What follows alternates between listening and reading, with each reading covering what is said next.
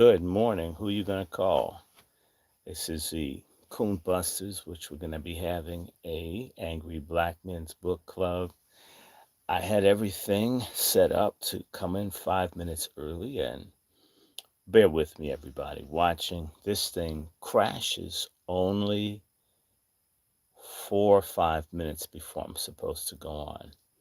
So whether that's my computer or whatever, I apologize. It's uh, it's always something.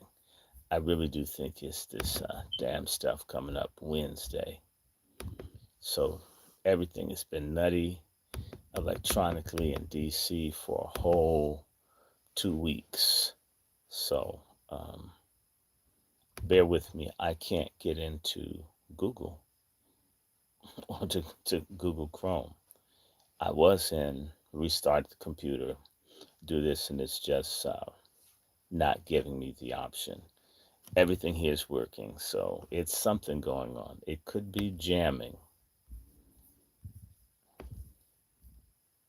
So let me see. Wow, all of these applications are not working.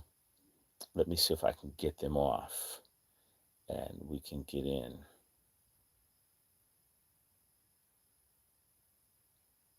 Hmm. I should show you. I've got this stupid ball rolling around.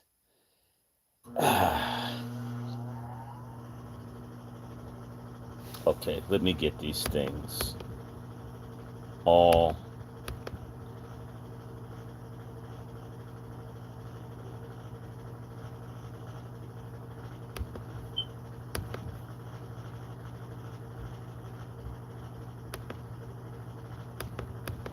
If I can force these off. I don't even use Safari as a browser, and so something's going on here. Give me a second.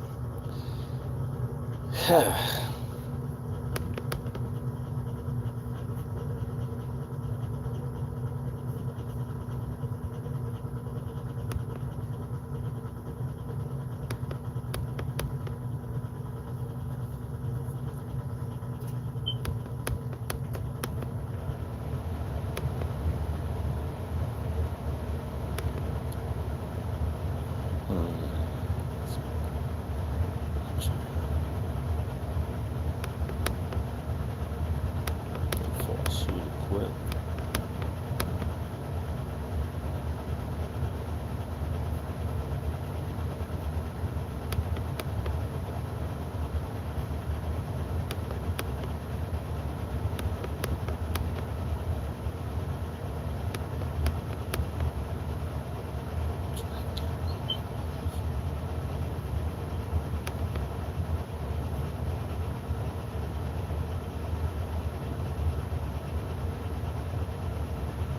Yeah, I cut my hair off, man. I'm here. Um, I'm about to. I think I'll be up in a second. I'm having to force stuff off. It's just okay. Now I'm back in the Chrome. I'll be with you in a second. I apologize. This is nuts.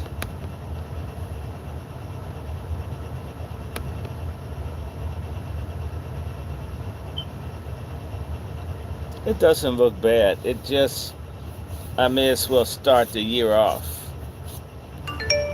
Okay. Restore pages.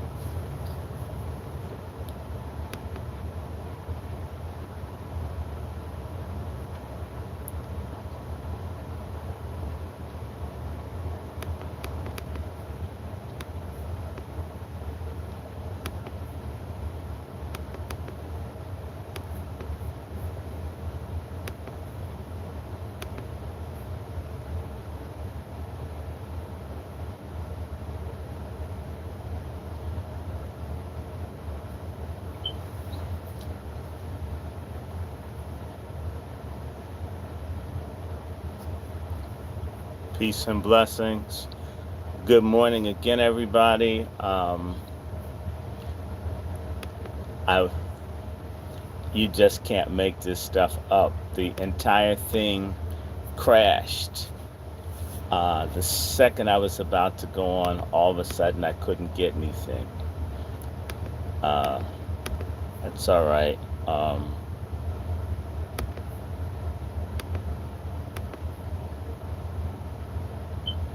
Says my devices aren't connected. Okay, make my day.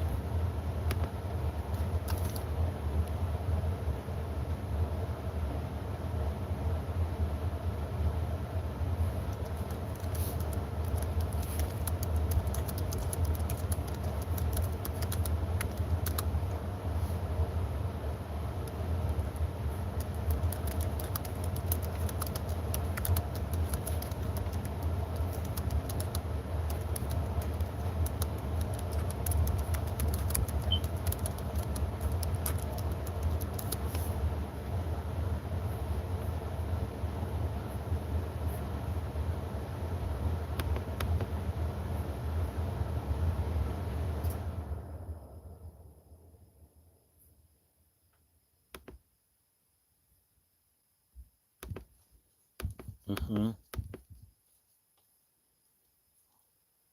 Okay, camera's on.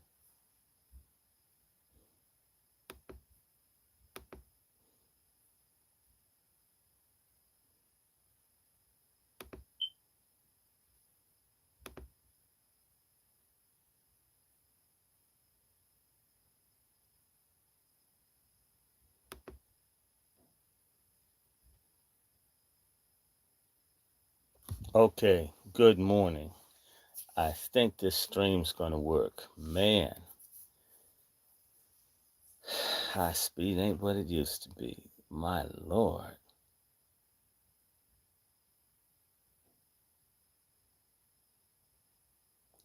Hmm.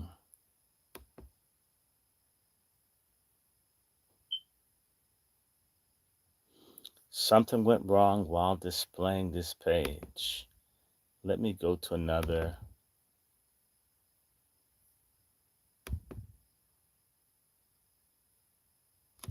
So yeah, the page just crashed. I don't know what that's about. Literally. Let me show you.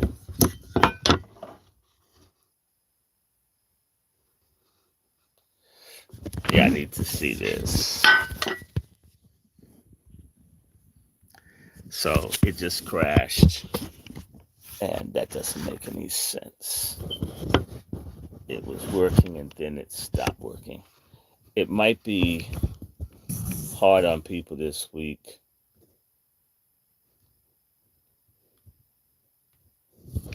It's going to be tough this week because of all the protests in D.C. Huh. Okay. I'm trying to reload page. Um, yeah, come back in about 10 minutes or y'all can hang on. I think I'll have this up by 7:30. It's 7:13 now. And maybe it's going to come back on. Wait a second. Cuz that was absolutely crazy for the whole page to crash. There may be there's going to be a lot of interference with computers through Wednesday. If you're talking to people, you may have problems because they're really concerned about Wednesday. They're concerned about these protests. They're supposed to be 2, 3 million people, and the tech people, they're on a rampage against anybody that's not on the same stuff they're about. Just saying. Check your camera and mic. They're not on yet, but I'm at least back to the page. Who am I following? Let me see if I switch to, okay. They've got, okay. Let's move now. Add to the stream. Here it goes. I'm going live. I guess they want at 7:15. Who you gonna call? Coon Busters. Good morning, everyone. It's 7:15 a.m. on the morning of Monday, January 4th, 2021. And I am Dr. Randy Short, your sometimes well-informed but committed host, voluntary teacher, and servant leader in terms of giving you coon-busting information that's anti-hegemonic.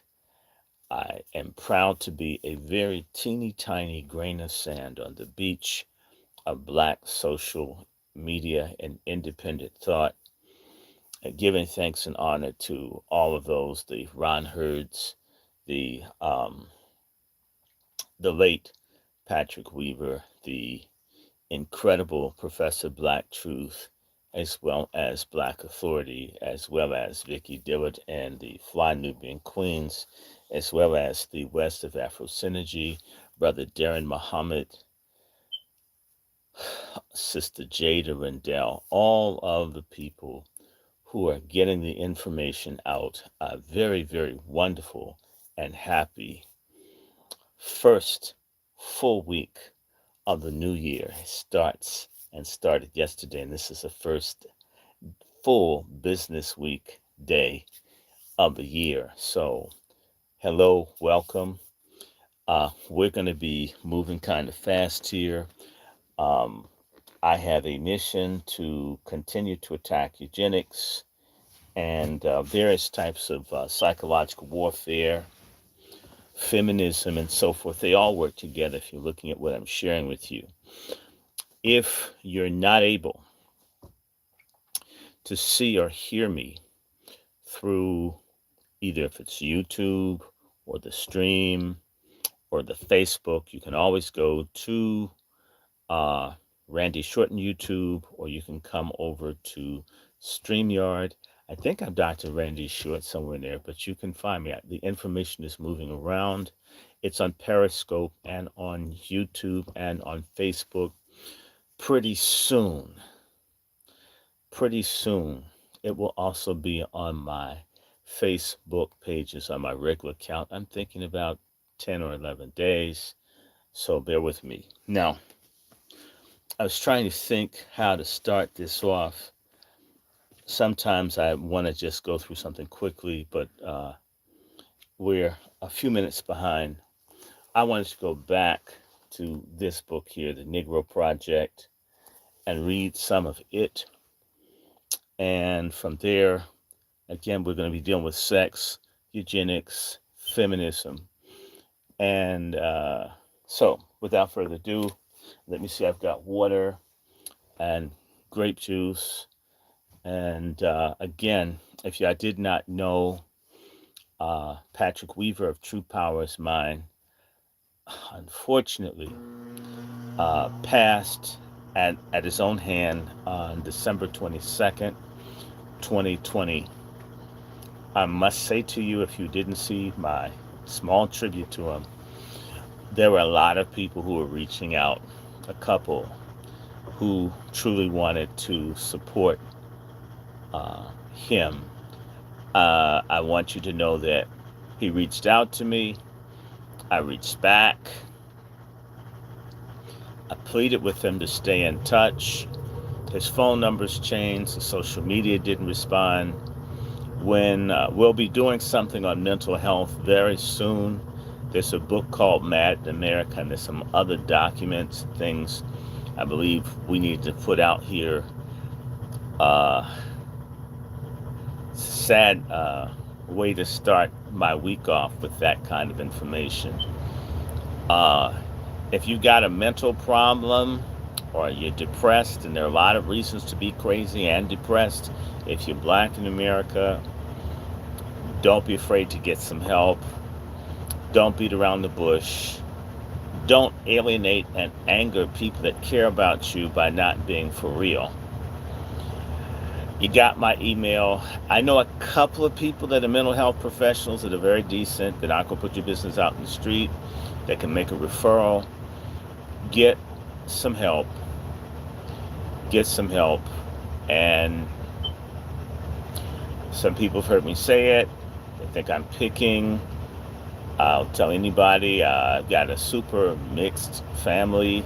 I'm black, FBA, whatever it is that's whatever I am.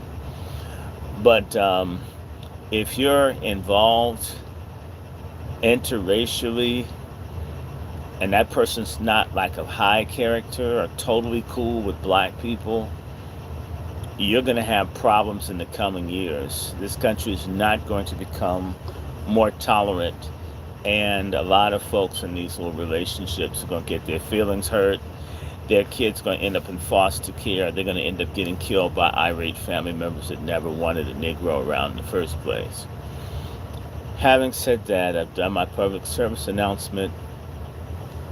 I got my grape juice. Yes, I have some Zionists get grape juice from Israel, probably picked by Palestinian slaves. And everybody thinks that's God's will, the way they treat those people. My Lord. Let me just get this so when my throat gets dry. So, oh, by the way, MFM to all of you. You need that MFM. We need reparations. We need justice. Joe Biden's a bastard. Please be safe. Stay out of other people's conflicts.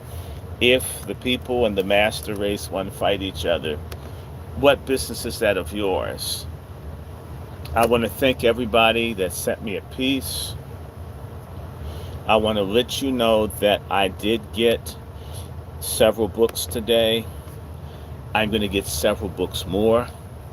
Thank you for the contributions. Thank you for what you've been giving. You're going to find in particular, I've got to run after my logo people. We're even going to have, for all of you religious people that are like me, that are Jesus freaks, but black and proud Jesus freaks, we're going to eventually have a channel for black, proud, and conscious Christian folks who want to do something.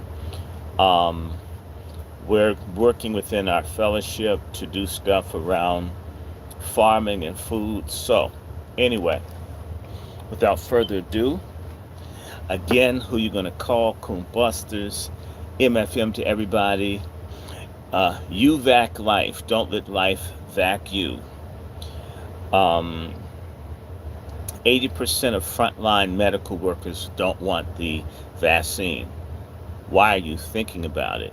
What is it that they know? 8 out of 10. They're even wanting to cut down on the dosage. Wait a minute. You mean that now they want to give half of a dose to make it spread around? Well, you mean if half would work, why did you give someone the whole? This thing is completely screwed. Get screwed up if you want. I'm not going to fight with nobody. I don't argue with dumb black people anymore. I accept it. They want to be in a concentration camp. They want to be like barbecued in a microwave oven or something like that. And they're convinced they've got to be in a relationship with the Grand Dragon's daughter because they think a vagina with the swastikas on it is better than one with red, black, and green. That's a problem. Okay. That's what I said. Pull your kids out of the school. Don't go to a church with a pastor that endorses this. Shun anybody that's talking about Tuskegee 2.0. Okay, research it. Research. By the way, globalresearch.ca. Globalresearch.ca. It's globalresearch.ca for Canada. All the other countries in the world are with ivermectin and hydroxychloroquine and interferon. This is an effort to kill black Americans. A lot of you, let me get in my soapbox for a minute. A lot of fake ass black people claim that they couldn't have been slaves. Nobody would have raped their mom in front of them. Nobody would have beat them. Nobody would have done that. Well, if the way that black people are handling the police, gentrification, everything else makes most black people fucking liars. We're the biggest pack of fucking liars and cowards I've ever seen. And I'm not talking about doing anything militant. I'm not talking about burning or fighting or even having guns, although they're useful. Stock up and have some ammo too. Know how to clean the shit. Have a lock on it so your little kid that you didn't want to have anyway didn't abort themselves with the gun that you bought. Everybody else is saying no to this. The only people who are going along with this foolishly are stupid black Americans. And like I said, if dumb black folks who won't work with us become an endangered species, it says I'm tired. And some of us come from generations of families that have done the best that they could to lift up black folks, whether it's a church, movement, union, something to help others. And just, we can't drag all this bullshit, asshole, dead weight. So go on and get your asses some shots. And I want Chris Rock to get a double booster shot. I want all the mumble rappers. I want all the no good black people to be vaccinated. In fact, I would like for us to be vaccinated from being coons. So if them taking the corona shot will free us from sellout, snitch, backstabbing, traitor type black people, and I don't care about the debilitating effects it would have. Get out of our way. We're tired of living like this. We're tired of begging people to think, to read, to not murder, rape, kill, violate, snitch out, betray one another. I hope Clyburn gets a shot. I hope Bobby Rush in Chicago. I hope all of the CBC gets a shot. I hope the leadership of the NAACP gets it. I want all of them to get it. In fact, since they want to be our leaders and they think this is what we should do, let them take it first. I hope Don Lemon gets it. Joy Reid, they'll stick it in her ass. Anyway, the Negro Project. We're coming back to this. I'm going to do a chapter in this. I'm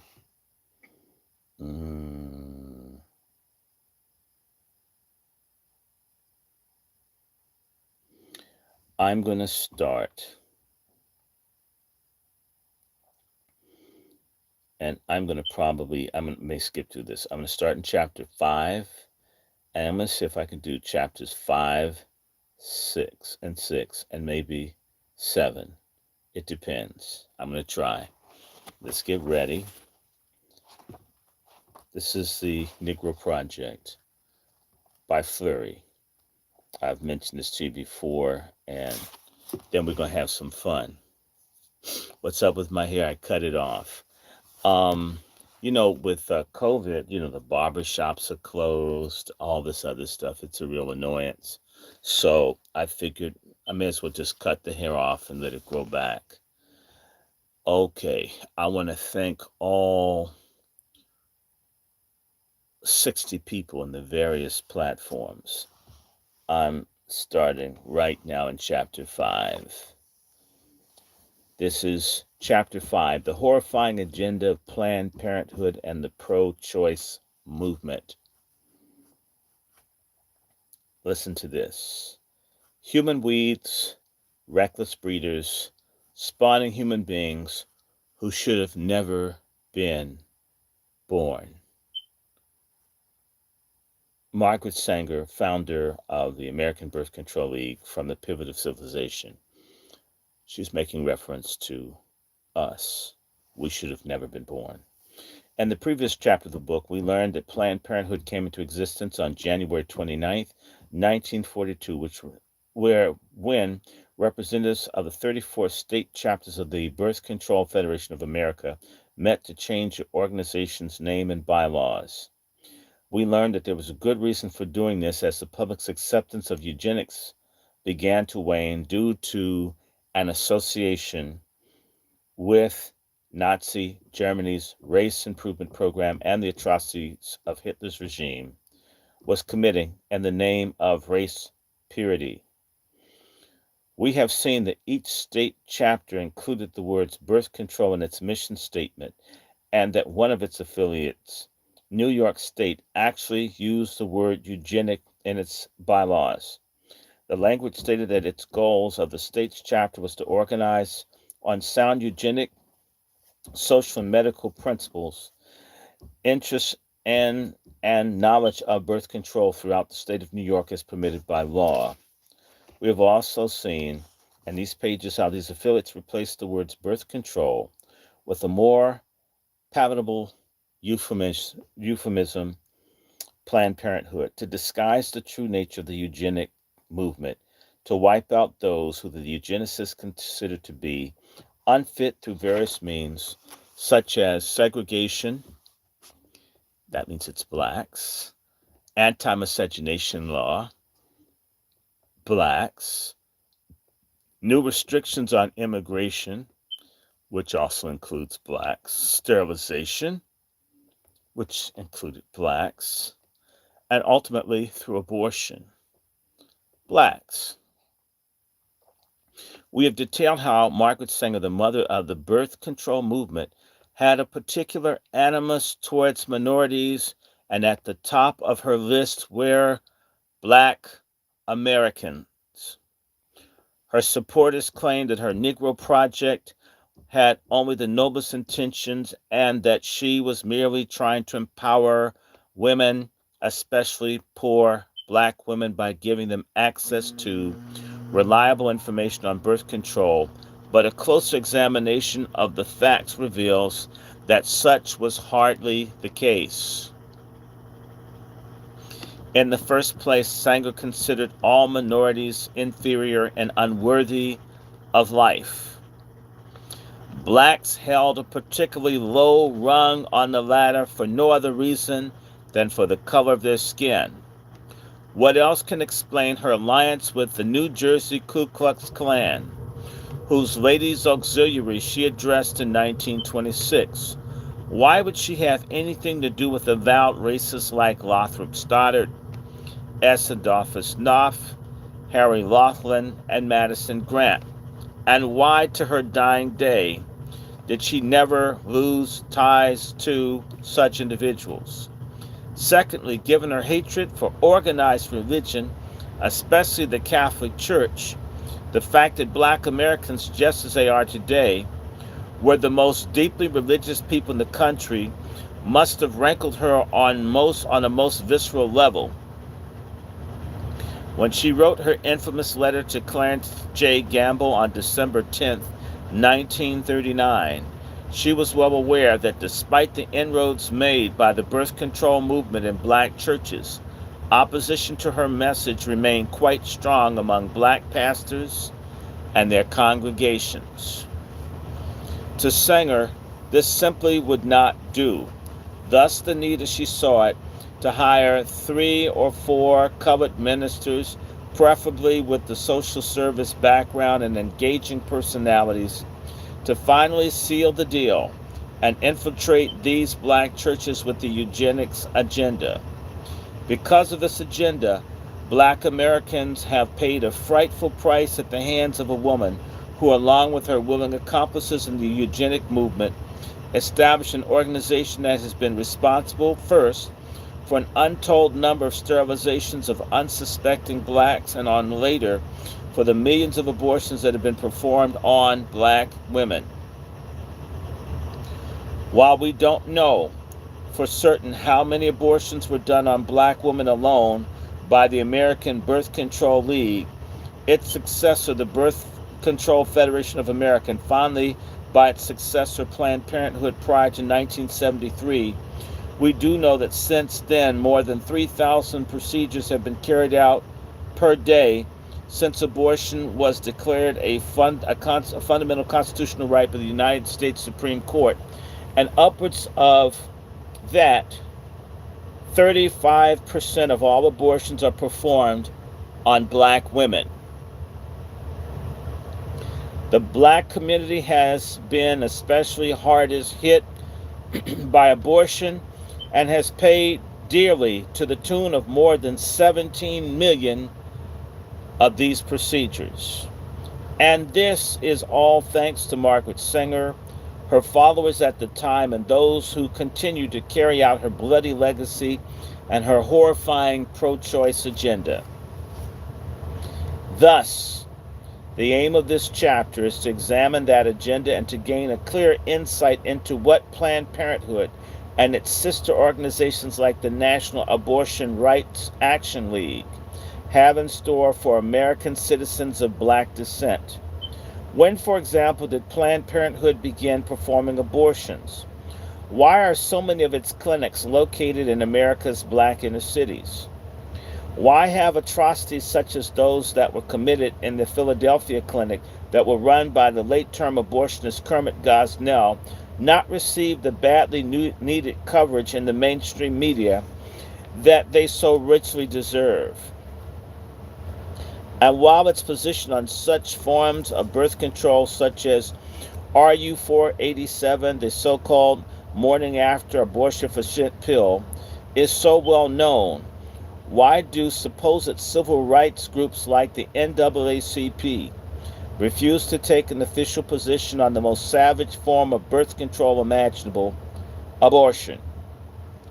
Let's go then where the facts lead us and let the chips fall where they may. We won't like what we find, but we owe it to ourselves to discover the face of ugly truth. Planned Parenthood likes to portray itself as merely a women's health organization that provides a full range of services such as pap smears, mammograms, and breast cancer screenings, and that it only refers women to abortion providers. Yet, the facts show that this is far from the case. Further, it paints itself as an organization that depends in large measure on private and charitable donations, but in actuality, Planned Parenthood receives the bulk of its funding from the federal government, which means American taxpayers are bankrolling its activities and to a large degree, often with little or no say in the matter. Let me just stop and tell you that the funding of Planned Parenthood is completely illegal in the sense that population control projects under the Genocide Convention, of which the United States is a signatory nation, is unlawful under international law. Planned Parenthood, whether you like it or not, whether you've gotten a mammogram or not, an abortion referral, an adoption referral, they're not to be funded because black folks are targeted for population control under how it operates. Therefore, it's an illegal enterprise. Every single solitary black elected official, in particular black females that support Planned Parenthood, support open, crass, genocidal human rights violations. That includes Maxine Waters. She needs to reclaim some facelifts along with the time. These aren't supposed to be funded. Uh, can people get abortions? It's of course it's murder. You do what you want, but understand it's unlawful. But the government violates its own covenants and treaties with other nations to make certain that we die disproportionately. If we're 15% of the population and we're nearly 40% of the abortions, that is genocide, people. And by the way, Latinos are about 35%, meaning that almost 70, 80% of the abortions in this country are done on blacks and Latinos. And I'm adding them in just to show you they want to get them too, although they make them think that they're white.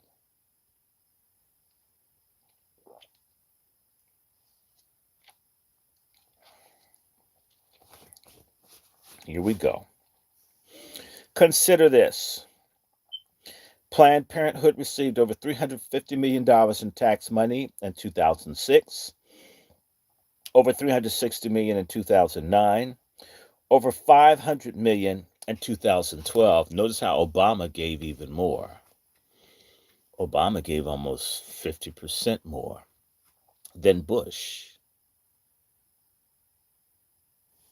Y'all like his ass. Y'all are stupid. And 540 million in 2013. Obama almost doubled what they gave to kill black babies. Y'all like him. Damn, y'all stupid. Now, that's a lot of mammograms, pap smears, and breast cancer exams, to say at the least. And while the abortionists tell us that this practice must be kept safe, legal, and rare, our examination of the issue will clearly demonstrate that while the practice may be legal, it must certainly cannot be called safe or rare. As in the facts surrounding the activities of Dr. Kermit Gosnell in Philadelphia have come to light, they give lie to this notion. In May of 2013, Gosnell went on trial for murder in the largest city in Pennsylvania, uh, in the deaths of 7 infants who survived attempts to abort them, as well as the Kanamaya Mangar, a 41-year-old Virginia woman who died from a drug overdose on his operating table during her procedure. Some witnesses at trial testified that Gosnell killed anywhere from 100 to 200 newborns over a 30-year span. Stunningly, charges were brought only after the clinic was cited not for complying with provisions of the city's health code, and it was revealed that Gosnell's facility was operating under conditions that would have closed down any restaurant or meat packing facility. In the wake of these nauseating developments, Planned Parenthood immediately went into damage control mode, calling its actions an aberration and not indicative of a more sinister, deadlier agenda. But as the saying goes, facts are stubborn things.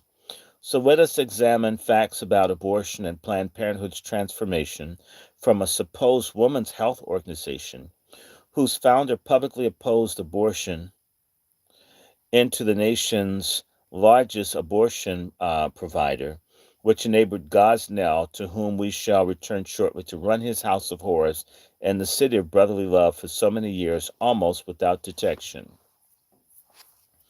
It has been well documented in these pages that Margaret Sanger began her crusade with the stated goal of providing women with reliable information on birth control. It has been well documented that the search soon led her disastrous involvement with the eugenics movement. She stated that she opposed abortion because it was, in her words, taking of a life. Let the reader be reminded that she did not have to favor abortion,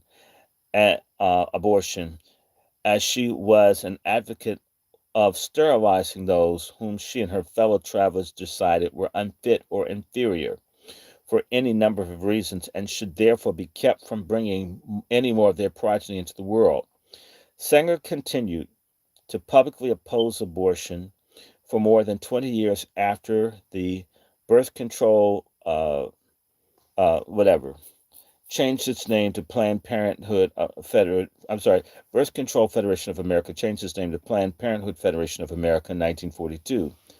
And in fact, there was a time when its official position on abortion was quite different from what it is today.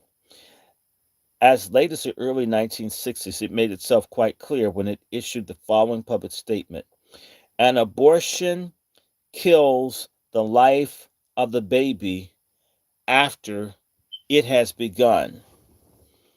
An abortion kills the life of a baby after its life has begun. This is surprising, to say to the least, especially in light of the fact that Planned Parenthood Federation of America soon began to alter its position on the taking of unborn life, a stance it completely abandoned in 1970 when the state of New York legalized the practice, a full 3 years before the Supreme Court declared abortion on demand to be legal under the Constitution. Sanger's group didn't wait very long to start performing abortions, administering the first such procedures in Syracuse on the first day that New York legalized them. Planned Parenthood soon dropped all pretense on opposing abortion in December 1971 when George Langmuir, the chair of the group's medical committee, wrote an article that was published in that month's issue of the Clinical Obstetrics and Gynecology. In a chilling foreshadowing of things to come, Langmuir wrote, We support the view that when an unwanted pregnancy has occurred, abortion services should be available, with the decision essentially being made by the patient and her doctor. In summary, Langmeyer concluded, Planned Parenthood hopes that abortion will become even more available and supports efforts of others seeking to reform and repeal outdated laws. Let us pause for a moment to examine the gravity of this statement. First, Longmire states that the decision to abort an unborn child, which Planned Parenthood rejected in 1963, should now be left in the hands of the mother and her doctor, with no mention at all being made of the father's wishes should be taken into consideration. This is a stance Planned Parenthood holds to this day, although proponents of abortion have added the words like "and her God" to the statement on the issue. How gracious of them. Secondly, Longmire's article calls the laws that were in place at that time to protect unborn life outdated. It is nothing short of frightening to contemplate that this or any member of the medical profession would refer to these laws in such a way. Sentiment like Langmire's bring to mind the statements of one Barack Hussein Obama, President of the United States, who, as Illinois state senator, opposed the passage of the state's version of the federal Born Alive Infant Protection Act.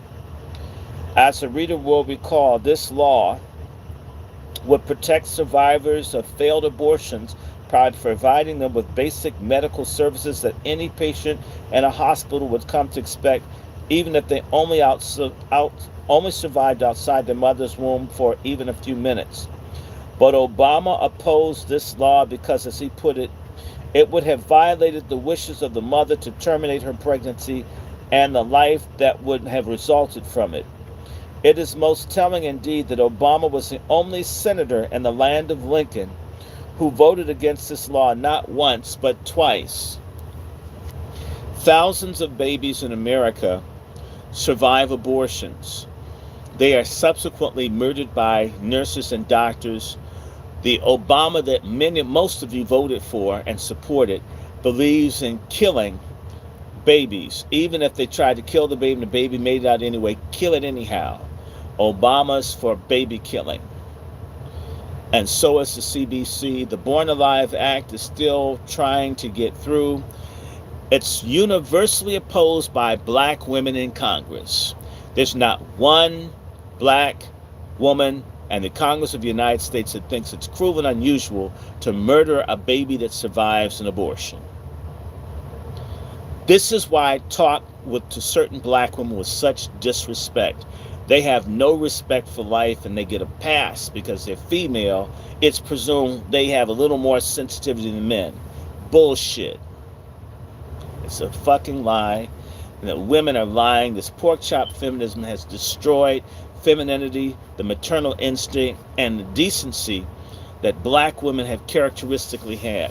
And it's time for black men to sound off. And when you meet a nasty, foul-tempered, difficult black woman, she's probably killed babies.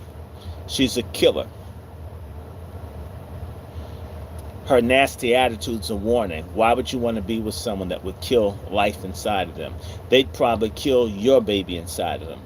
And think of it as like getting a weave or a nail appointment. It's real talk. Damn pork chop feminism. I don't like none of it. Don't be my friend. Get off my platform if you think killing babies is cool. Planned Parenthood believes so strongly in the New York decision to liberalize its outdated abortion law that it filed an amicus curiae brief with the Supreme Court urging that abortion be made legal across the country with absolutely no restrictions whatsoever. That means if she's expecting the baby on Wednesday, she could come in on Monday and get an abortion. That's a baby. We got chop shops. Babies are being murdered. This is evil.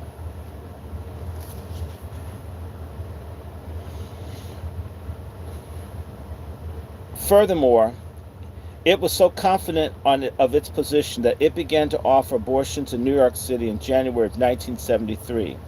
The rest, as they say, is history. And and a tragic one at that. Reliable estimates show that Planned Parenthood performed at least 2,000 abortions from 1970 to 72, but once the Supreme Court issued its ruling on Roe v. Wade, let's stop for 1 second. The Roe v. Wade case is based on a fraud. The lie is a black man raped a white woman. Okay, and nobody wanted that black baby to survive. So yeah, we got to kill this baby. They used a fake rape of a white woman that never took place to justify Roe v. Wade. The basis of Roe v. Wade is anti-black male hatred. Allow the judges and yeah, kill that baby. Don't have that nigga's baby. He's a rapist. All the black women that support Roe v. Wade also support the indictment of black men as being rapists, unfit to have their children survive. And I guess if the white woman's killing her black baby, they should kill theirs too, because they're just crowd followers. They run after white women like they're handing out candy. Yes, we're going to bash on black women and tell y'all have a rebellion against these white tramps that y'all been running with. This is complete bullshit. Black men, it's time to bully these broads. Stop being up under Miss Ann. We're not running up under Mr. Bobo. Why do we accept this contradiction that they go and get information on womanhood, motherhood, family, and manhood, and matriarchy from white women? What do we get from white men in terms of dealing with? And what we do get when it comes to the television is subliminal. It's something that, is everywhere that, you may not even be aware of. But when these broads actually go to conferences to talk to Klanswomen to figure out what to do about being against men. I don't know of conferences that black men go to be against black women. I know that there are things like the Boule and these Greeks and all that molest and abuse sisters, and I hate all that. And most decent black men do, but it isn't going to another group of men to get information on how to be against their own women. This is something black women, we have tolerated out of black women too long, and we need to shut it down now. Feminism must be kicked out of our community. The sooner the better. It must go. No negotiation. And the best thing you could do is never have a relationship with any woman that calls herself a feminist, or even, and in fact, just any radical anti-family, anti-patriarchal idea. You shouldn't even take your pants off for such a woman. Have some character. And that comes back to black men. Stop screwing everybody. Stop being whores. Your seed counts. And anyway, look, let me keep going. Once the Supreme Court issued its rulings in Roe v. Wade, 1973, all bets were now off. Planned Parenthood performed an estimated 5,000 abortions in 75, 58,770 in 1977, 104,000 in 1987, 213,026 in 2001, 329,445 in 2009, and 333,964 in 2011. These were not referrals to other abortion providers, as Planned Parenthood claims, but operations that were performed at the group's own clinics. By the way, 90% of the revenue that is not government funding that comes into Planned Parenthood comes from the sale of abortions. You go to McDonald's for burgers, not for tacos. People go to Planned Parenthood to kill babies, not to get medical care. If they give some medical care, you might be able to get a taco at McDonald's, but you go to McDonald's because the golden arches represent hamburgers.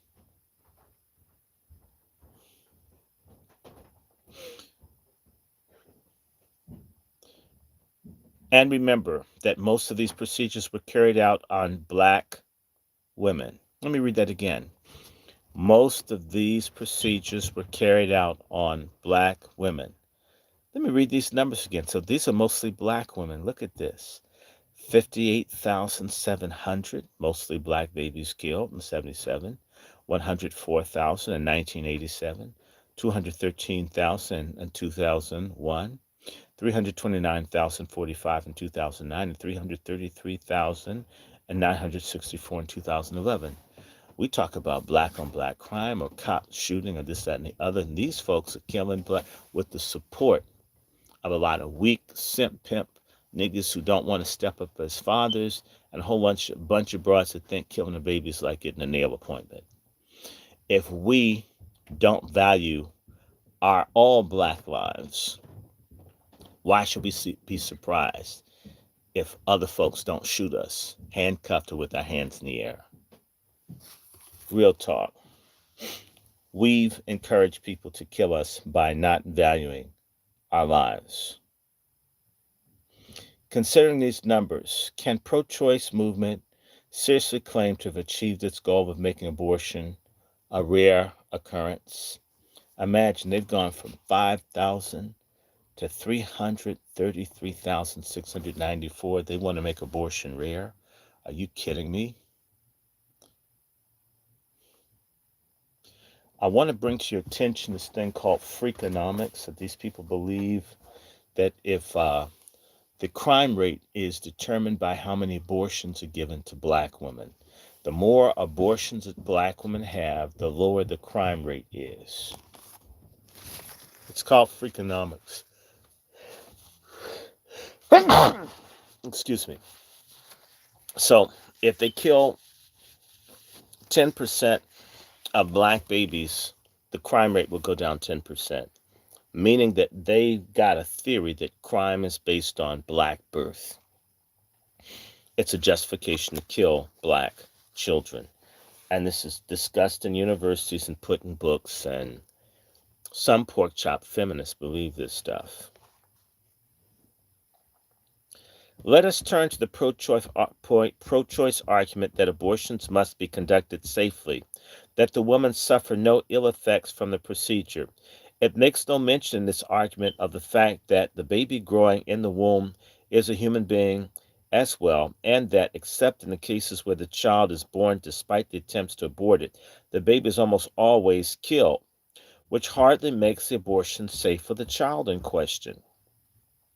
But then Planned Parenthood, the National Abortion, Narrow, Pro-Life America, and other pro-abortion groups cannot honestly deal with this rather inconvenient truth, to borrow a phrase made popular by the former President Al Gore, without exposing their real agenda.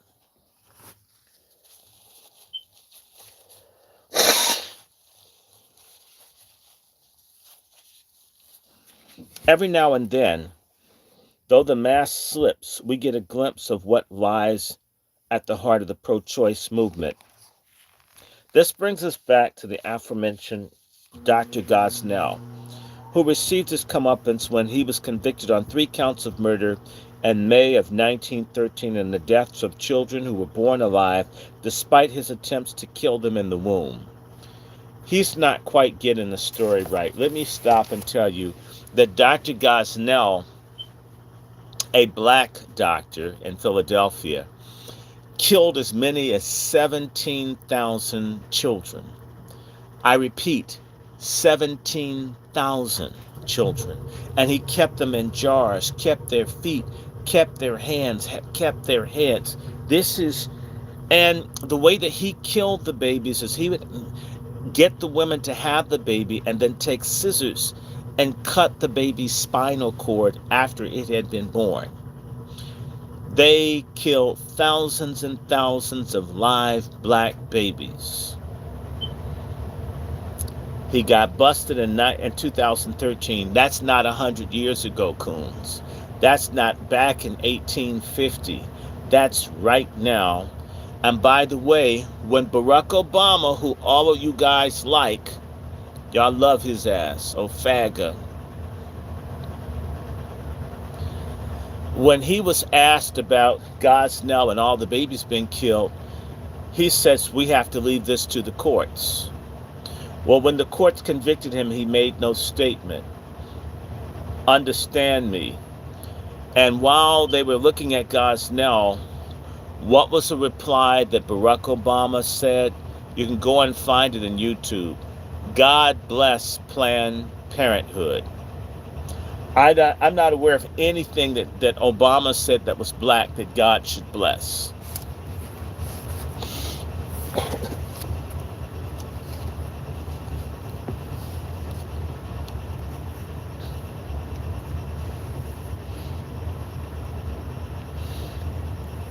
Gosnell was convicted in the drug overdose death of Kanyamaya Mangar, who succumbed on his operating table during the course of her surgery.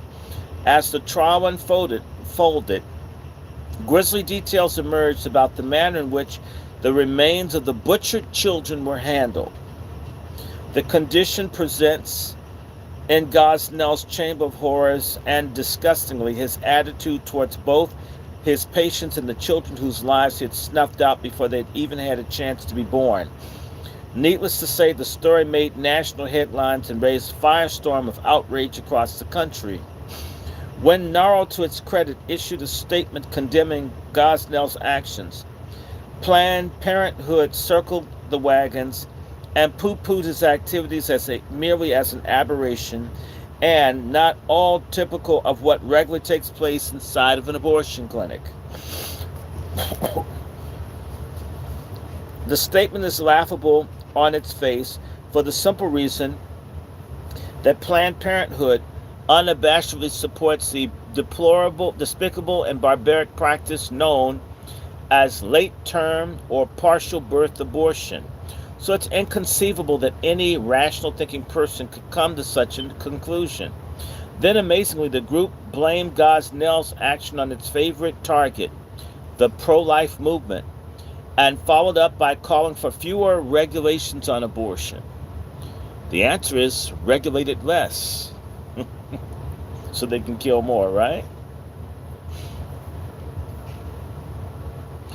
It did not call for cleaner conditions at the clinics. It didn't even call for facilities to be placed under the same set of health regulations which any other type of clinic or hospital would be required to observe. Many of these places are dirty and filthy, and the doctors are from other countries that don't even necessarily have certification, but it's good enough for black women, and traitor-ass black women Democrats in particular think that it's okay for black women to get chopped up like a ham in a butcher shop. And yes, I'm on you black women. Y'all go for this. Y'all let this go on. Y'all admire Maxine Waters. You admire these folks. They're strong women.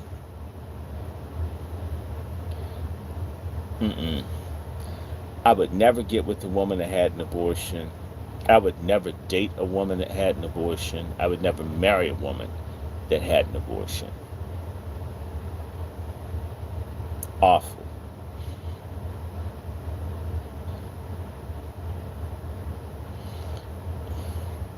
Planned Parenthood called for none of these things. Only that abortion services be made more readily available, no strings attached, no questions asked. After all, it's just killing black babies, right? Planned Parenthood is infamous for its opposition to parental notification laws. The use of technology such as sonograms and ultrasounds that show that the women a life growing inside her body. It staunchly defends the use of such chemically induced forms of abortion. RU 486. I need to just tell you, RU 486, the abortion pill, is made by the same German company that made the gas to kill the Jews in Germany. Now they kill black babies, and y'all think it's cool. This is why I'm disrespectful towards certain people. The morning after abortion pill that the Food and Drug Administration authorized for sale in 2013 to girls as young as 15 years of age without prescription or their parents' knowledge or consent. You can't get hydroxychloroquine to save your life. You can't get ivermectin to save your life without a prescription, but you can kill a life inside of you without a prescription, and you don't even have to be of age.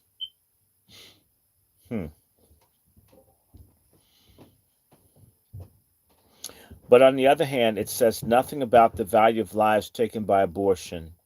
Since 1973, over 57 million children have been aborted, nor does it acknowledge the physical and psychological damage done to women who undergo such procedures. A lot of sisters are wrecks for killing babies. They're just not honest. hmm The increase, and a lot of them are sterilized. They mess them up. You really think they all get good treatment in those places? That's silly. Silly. Increased rates of breast cancer and sterility, or the tremendous grief and guilt that so often accompany an abortion, sadly, are far too commonplace among the overwhelming number of women who undergo such a procedure. Many women who have had even one abortion have also displayed symptoms of post traumatic stress disorder after having had their operations. Yes, this is a nasty attitude. These women that let the babies get killed have PTSD. That's why you wonder why they're so mean. You speak to them yelling and screaming, lady ready to fight you for saying hello. I didn't even do nothing. I wasn't even trying to hook up with them, right? This ugly behavior is a public manifestation of the trauma after these women have killed babies. This attitude is a baby killer attitude. Next time someone comes to you, tell them, I didn't kill your baby. You did.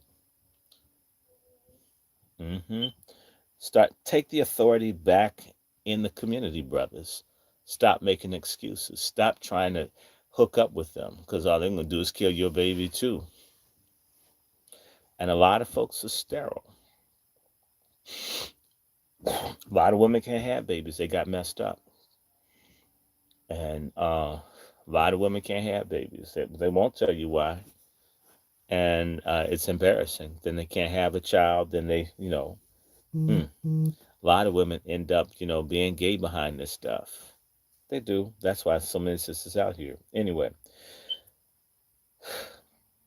we'll examine some of the consequences of abortion more in our next chapter, but suffice it to say, despite the best efforts to desensitize women to the fact that they are killing an unborn child, the abortion industry has not yet won its war on the human conscience. If they're given the correct information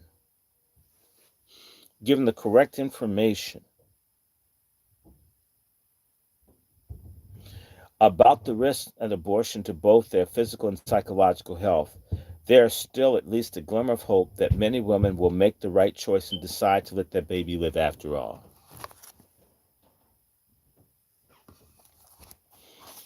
But no abortion advocates, but to abortion advocates, life really has nothing to do with that, at least not the life of a child. All that matters is a woman's right to choose. Remember that Barack Obama said in defending the two no votes he cast as a state senator in Illinois before he went on to bigger and, at least for him, better things. And do not forget that the tortured answer he gave in 2008 when asked when life begins, that it was above his pay grade. But again,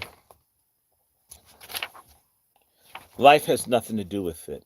Only the right to choose, even though the father is often completely shut out, and the unborn child has absolutely no say in the matter, even apparently in the Gosnell case after it is born. A revealing example of the latter came to light in March 2013 when Alicia LaPointe Snow, a lobbyist for the Florida Alliance for Planned Parenthood affiliates, testified before a House committee that was debating the treatment of survivors of failed abortions in this case, whether to pass a state law like the Federal Born Alive Infant Protection Act. In response to questioning about whether babies should be allowed to live or die, Snow stated that any decision that is made should be left up to the woman, her family, and the physician. The reaction left many lawmakers, to put it mildly, as one of a stunned incredulity. This woman basically said even if the baby survives, they should kill it. She said it. Let it die. Representative Daniel Davis pressed Snow on this point, asking, "What happens in a situation where the baby is alive, breathing on the table, moving? What do your physicians do at that point?" Snow pleaded ignorance, saying, "I'm not a doctor. I'm not an abortion provider, so I don't have that information." She's lying. The hearing continued with Snow being queried by Representative Jose Oliva, who asked, "You stated that the baby born alive on the table as a result of a botched abortion, that the decision should be left to the doctor and the family. Is that what you're saying?" Snow held firm and stated again, that decision should be made by the patient and the health care provider.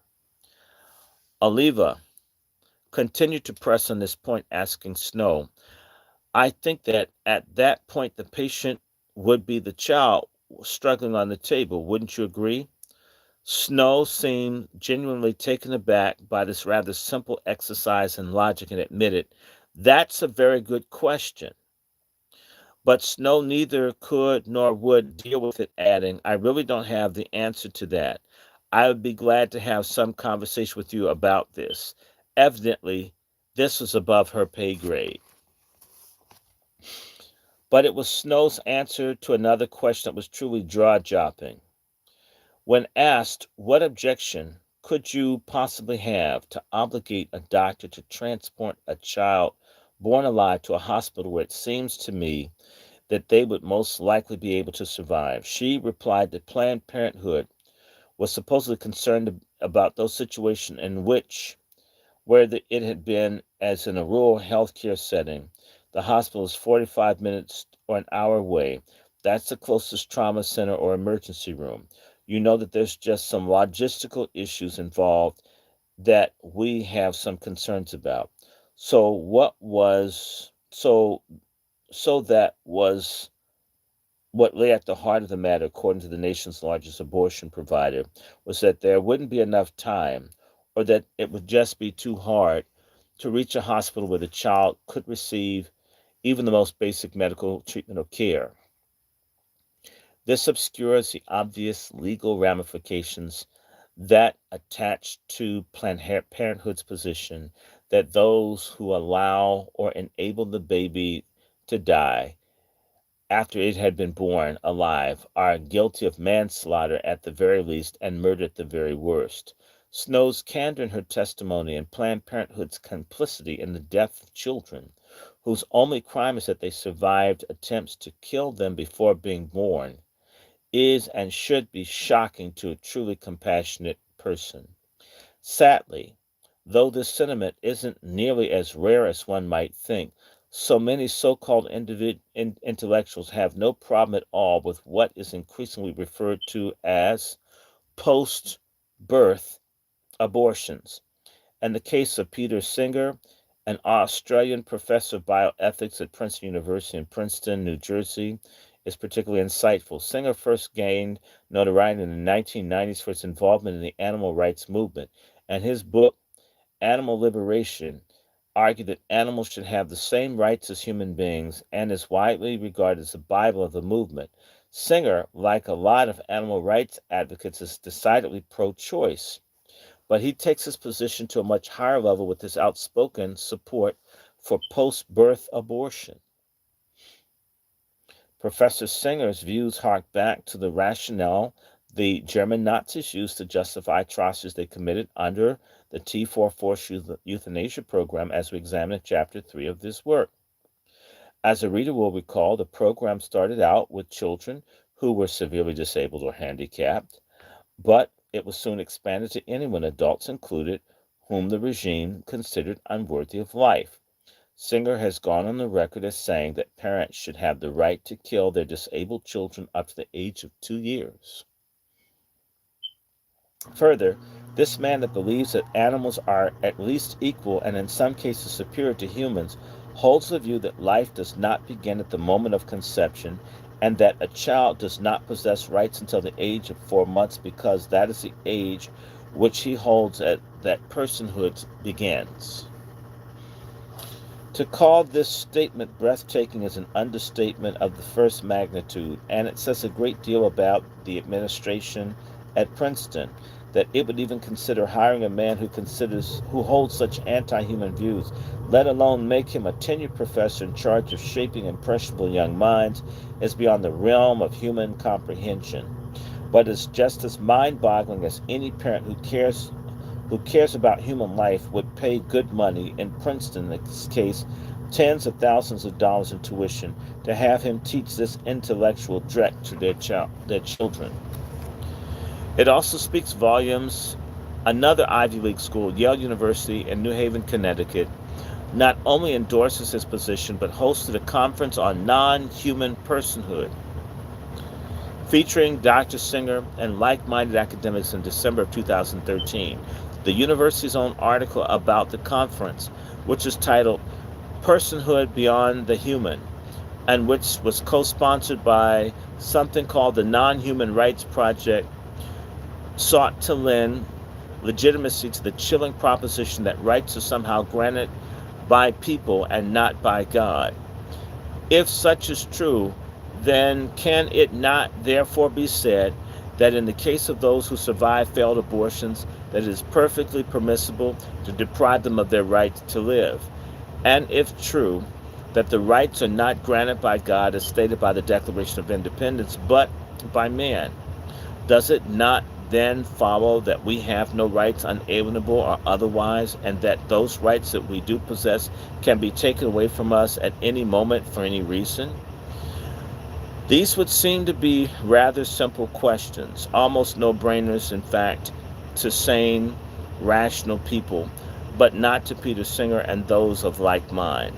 But one would do well to remember that positions held by Singer and his ilk, these are the eugenics, population control, post-birth, abortion rights, non-human personhood, and anthropogenic and human-induced climate change, to name a few, are almost without exception based on little more than pure gut feelings and raw emotion, with almost no evidence, scientific or otherwise, to support their views. In fact, when such evidence to the contrary is proffered, those presenting it are savage as being anti-choice, flat earthers, enemies of the planet, animal haters, etc.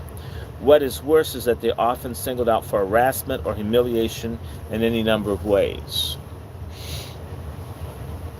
A particularly ugly example of the liberal progressive assault, which was unleashed on one of those that believed in the sanctity of the unborn life, was the infamous and non-existent War on Women, which commenced at the height of the 2012 presidential campaign. Sandra Fluke, a female Georgetown University graduate student, testified that she had been discriminated against by the Catholic school because it would not pay for her use of birth control pills. The Georgetown administration based its decision on the long-standing opposition to the use of birth control by its students, a policy which was under attack by the Obama administration, which had sought to force religious institutions to violate their own core beliefs as part of the Affordable Care Act, otherwise known as Obamacare. It was this policy that Mrs. Fluke found to be oppressive and misogynistic, even though she had known about it from the first day she set foot on the campus, and yet chose not to broach the subject until of this particular moment. Although she could have obtained birth control pills at any pharmacy in Washington for about $9 per month, an amount she could have easily paid out of her own pocket, Fluke argued that this represented an unfair hardship and demanded that Georgetown pay up. The story made national headlines when syndicated radio host Rush Limbaugh called her a slut by asking his audience what someone had demanded that somebody else pay for her sex should be called. Limbaugh realized that he had used language that was, to put mildly, inelegant, and apologized for his remarks, but the damage was already done. Fluke was now a victim of misogynistic far right, who was canonized by the liberal progressive circles as the new patron saint of the pro-choice cause. Planned Parenthood, the National Abortion Rights League, and other pro-abortion and far-left women's groups circled the wagons around her, and she was even accorded the honor of a telephone call from President Obama himself, who praised her for her courage. But that was just the opening salvo in what soon became the rights war on women. Limbaugh's remarks about Fluke and his subsequent apology were followed by another gaffe, this time by pro-life Missouri Republican Congressman Todd Akin, who was running for the U.S. Senate, held by Democratic incumbent Claire McCaskill, an abortion supporter. In a debate with McCaskill, Aiken, who was leading her in early polling among the state's voters, was asked about his position regarding abortion and cases of sexual assault, such as rape or incest. And his answer, he alluded to what he called legitimate rape and said that he had been told by doctors, whom he later had to admit he had not consulted, that such cases of a woman's body shuts down and prevents her from getting pregnant. As a result of his remarks, Aiken came off as someone who was not only clueless about female anatomy, but a stereotypical knuckle-dragging buffoon who was dangerously out of touch with women voters in Missouri. Although Aiken realized how what he sounded and ardently apologized for its language, it was too late for him to correct the damage he had inflicted on himself. What he should have said, and what he eventually did say, was that victims of rape or incest are especially vulnerable and should have been shown all the love and compassion that they could have been given. But that baby, who had no choice in the way of it, how it was conceived, should not be killed. However, by now he was unmercifully caricatured in the media as incredibly insensitive, and this charge would dog him all the way through his defeat in November. Aiken's remark and his refusal to withdraw from a winnable Senate race guaranteed that McCaskill would serve at least another 6 years, and that millions of unborn children in the future would never draw their first breath, see their first sunrises or sunsets, take their first steps, say their first words, or start their first day of school. McCaskill was reelected, and thanks to her and her pro-abortion policies, these children would now join the tens of millions who have been denied their first and most critical, unalienable right of all, the right to life. Each of these incidents by itself provided the enemies of the unborn with plenty of ammunition to attack their opponents. But taken together, the Flake controversy and the Aiken incident of the foot in mouth became the perfect storm that the political left had hoped would erupt. Never mind that Sandra Fluke could have walked to any drugstore she wanted and gotten her birth control pills at any time, with no such question was asked. She knew full well that the Supreme Court had ruled decades ago that women had the right to obtain contraceptive devices. But that wasn't the point. The point was to demonize anyone who believes in the sanctity of unborn human life, even to the extent that it was perfectly permissible to lie that conservatives were seeking to deny women access to such pills and devices. In the same way that the left distorted Aiken's remark about legitimate rape to make him appear dangerously naive at least and misogynistic at the very worst, from their perspective, it worked even better than they themselves could have hoped. The left's strategy served the dual purpose of slandering those that seek nothing more than to save the innocent unborn and preserving their political power of those who want to destroy them. It is of critical importance to remember that Margaret Sanger, who was raised in a Catholic family, later became one of the Catholic Church's most vicious attackers. The assault mounted on organized religion in general and against the Catholic Church in particular by the Obama administration in the summer of 2012 would have made her exceedingly proud, as would have Aiken's politically suicidal remarks during the 2012 Missouri senatorial campaign. Both cases gave the left the chance to paint conservatives in general and pro-life advocates in particular as the worst kind of human beings who yearn to turn back the clock and take women back to the bad old days when they were kept barefoot, pregnant, and in the kitchen, and subject to dangerous back alley abortions. Of course, as Gosnell's case so graphically illustrates, the left has virtually nothing to say about the dangerous and often deadly consequences women face from the legalized abortions that take place every day on operating tables at the very clinics that Sanger's organization oversees. Tactics employed by the pro-abortion crowd against Christians and conservatives during the 2012 campaign came right out of the late Saul Alinsky's seminal work, Rules for Radicals, published in 1971. This book advised American leftists and their fellow travelers on how to destroy America from within by attacking its institutions and its democratic ideals.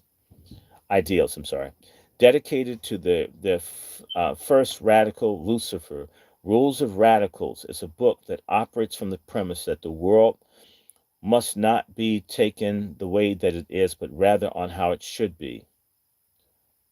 Rule 13, for example, is quite enlightening to this point.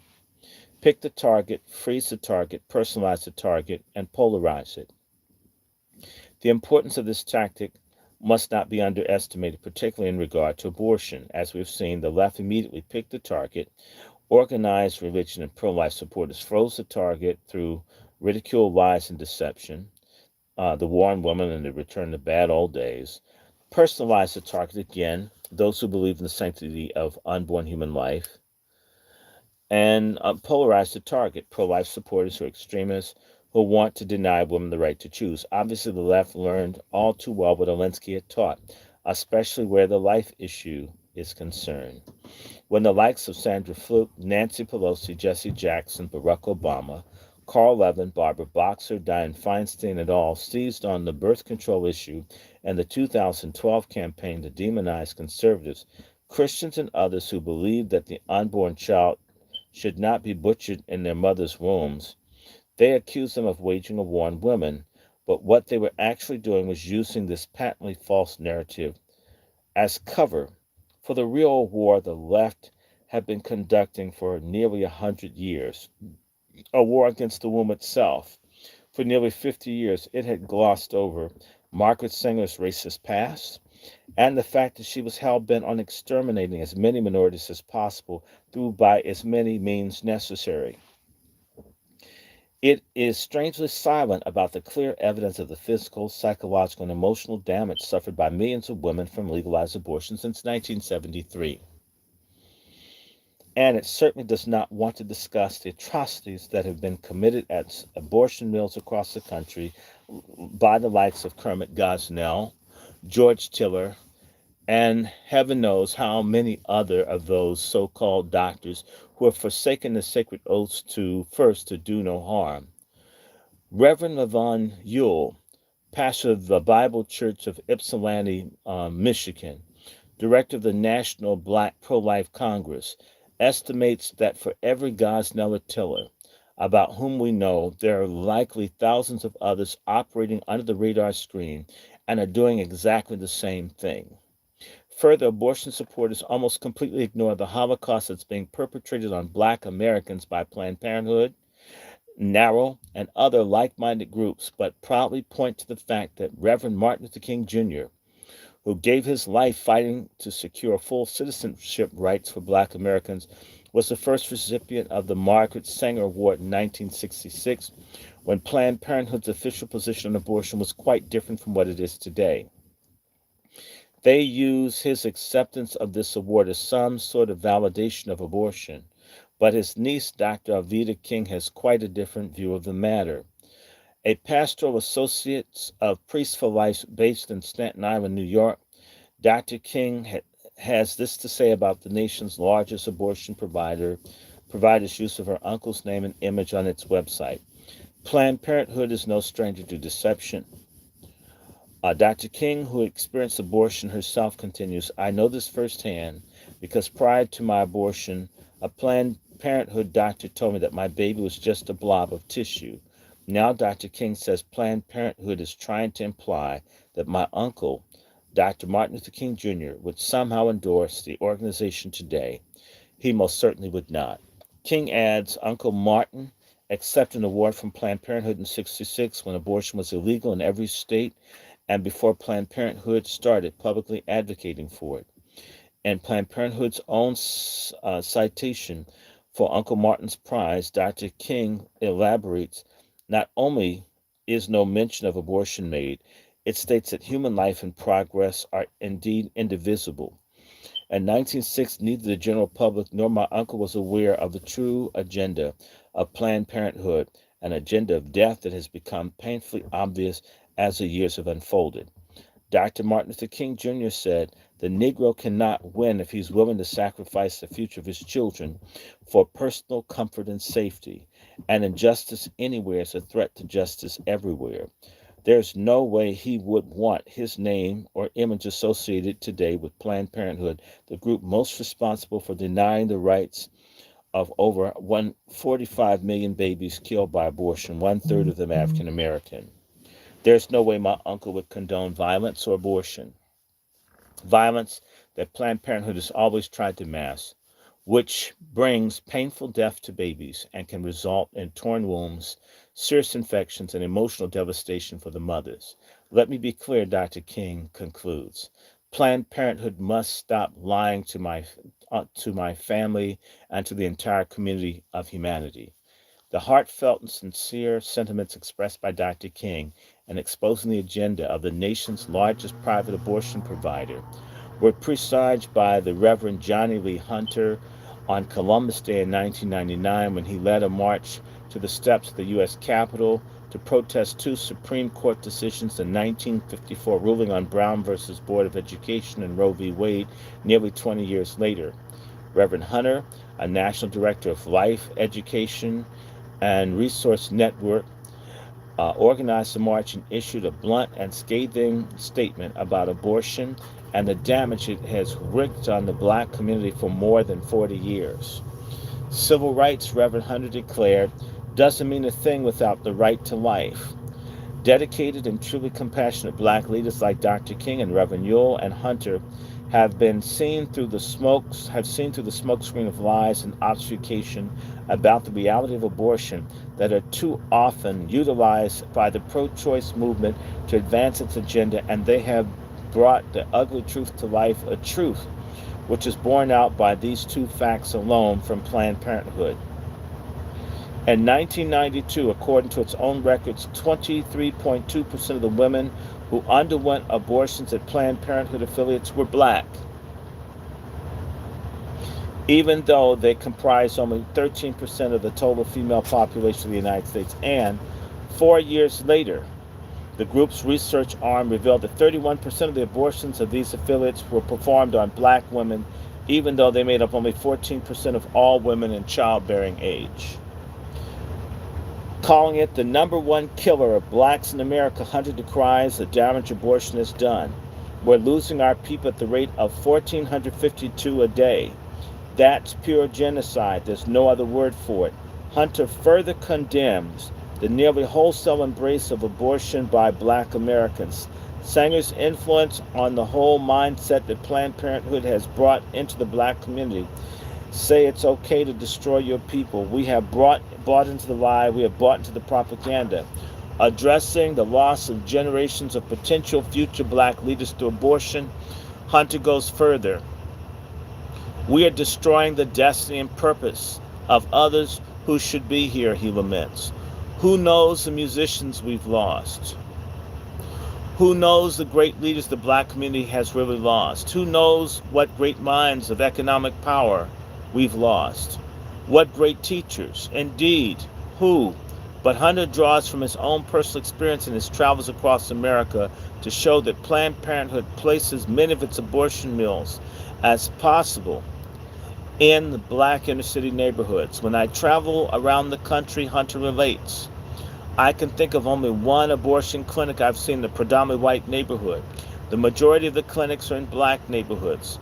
To bear this out, he cites the Planned Parenthood's infiltration of black schools with materials to promote abortion as just another form of birth control, a strategy that sadly has duped many black Americans into believing that there's no other way to deal with unplanned pregnancy other than to snuff out the life that's growing inside a mother's body. For example, Hunter cites a 1999 case from Baton Rouge, Louisiana, which officials of the city school district attempted to distribute birth control and pro-abortion materials in health clinics in the city's high schools.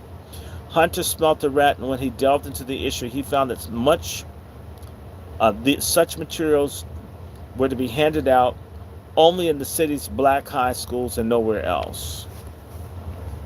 He brought the matter to the attention of the Louisiana State Representative Sharon Weston Broome, who had first endorsed the idea, though she had reservations about such a scheme, added that these clinics should be teaching abstinence. Hunter urged Broome to suggest that the materials be distributed at Baton Rouge's white high schools as well, with the predictable results. The idea was dropped by the school district like a hot potato. They only want us not to exist, and we're helping them. This was not the first time that abortion supporters attempted to infiltrate America's government schools, in particular black schools. Planned Parenthood was leading the assault. George Grant, the author of Killer Angel, a biography of Planned Parenthood founder Margaret Sanger, points out that the group had has had been at had been at it for at least 2 decades prior to the Baton Rouge incident and Grand Illusions, a legacy of Planned Parenthood. Grant gives us a chilling insight into the cynical, calculated strategy embarked on by the nation's largest abortion provider and precisely who the target was. During the 1980s, when Planned Parenthood shifted its focus to community-based clinics and school-based clinics, Grant tells us the target again were inner-city neighborhoods. Of more than 100 school-based clinics that have opened nationwide in the last decade, none has been substantially all-white schools. All grants rights have been black, minority, or ethnic schools. Such trends has long been the dream of the liberal progressive left in the country, beginning with the successful takeover of education by the federal government and its enablers at the teachers' unions as the National Education Association and the American Federation of Teachers. When the Carter administration spun off the Department of Education from the Department of Health, Education, and Welfare, and an unprecedented political payoff to these unions for their support in the 1976 presidential election, it blatantly ignored the fact that there is no role in education that is reserved to the federal government anywhere in the United States Constitution. If there were, would it have not made sense for the framers to include one in the magnificent document? But of course they didn't, because they knew that educating children is the parents' responsibility. Parents working in concert with local school boards in their respective districts have always been able to assess and address the educational requirements of their children far better than legions of nameless, faithless bureaucrats who inhabit monstrous federal educational apparatuses often thousands of miles away. Because of the 10th Amendment to the Constitution guarantees the rights not reserved to the United States by the Constitution, nor prohibited by the states, are reserved to the states, respectively, or the people. The federal government is explicitly prohibited from playing any role at all in education. Now, this would seem rather obvious to any student of the Constitution, but it is of little import to the ever growing and burgeoning federal power grab in Washington. And the nation's schools are the poorer for it. The institution of school based health clinics that offer birth control pills and abortion counseling to girls and condoms to boys, often without the parents' knowledge and or consent, makes it crystal clear that while the teachers' unions talk a good game about parental involvement in the children's education, they are really at the forefront of propagandizing and indoctrinating them into accepting whatever values the liberal progressives hold dear, values that too often are directly contradictory to those of the parents who've spent their children's formative years instilling. Such values as patriotism, delayed gratification, and hard work are belittled by too many teachers, union officials, and school administrators in favor of pacifism, victimhood, and political correctness. Discipline in the classroom is now a thing of the past, endangering both student and teacher in the process. I'm going to skip through some of this because this guy's talking about this.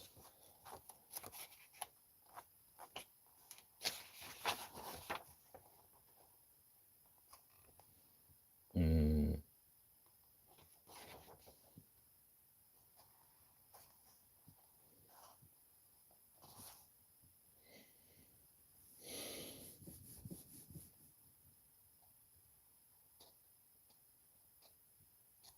Okay. I'm going to skip some of this stuff.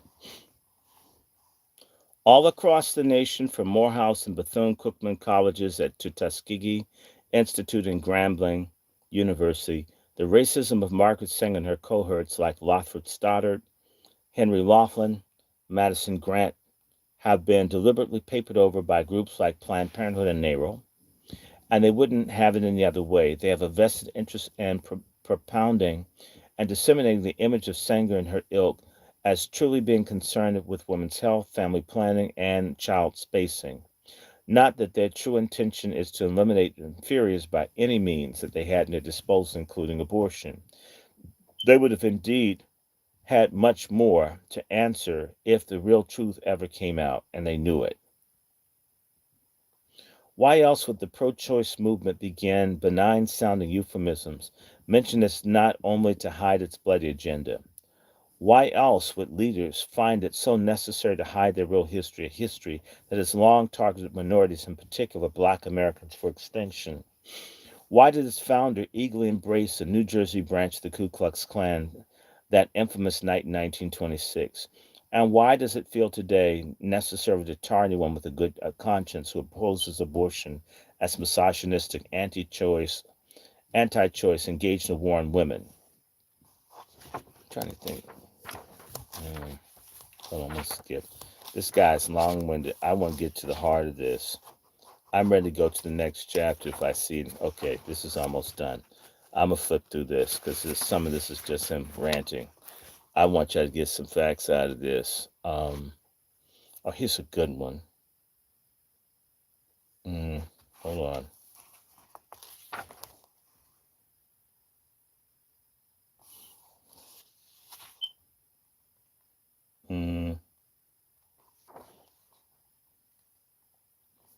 I think y'all got this.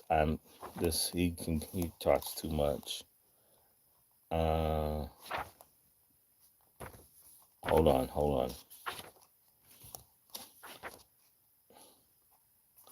I want to do this next chapter. I'm thinking that this is better. And I might stop. Right now, I want to shift gear for a second. Hold 1 second. Yeah, no, I'm going to do this. This is nice and short. Okay. That was too long. That was annoying me. Chapter 6. Y'all can read the rest of chapter 5. Crime, illiteracy, drug abuse, unemployment, and abortion in Black America. Many of us familiar with the extinction level event, which is used by geologists and archaeologists to describe the wholesale disappearance of a vast number of life forms down through the Earth's history, usually blink an eye in geologic time. The two most well-known of these events is the Cambrian Ordovician extinction event, which occurred 448 million years ago and resulted in the loss of 90% of the plant's life forms up to that time, and with the more recent incident that took place 65 million years ago, in which an asteroid struck Mexico's Yucatan Peninsula and destroyed the dinosaurs. Both events gave rise to creatures that then dominated the Earth for eons, the first mass extinction following the terrible lizards to ultimately hold sway, the second enabling mammals, including man, to take over. But such events do not take place overnight, as it's often portrayed in the movies such as 1997's Armageddon and Deep Impact.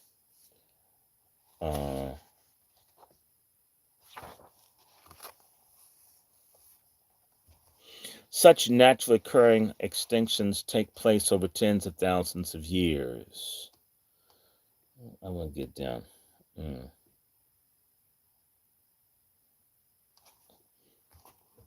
I want to get to the heart of this. Okay.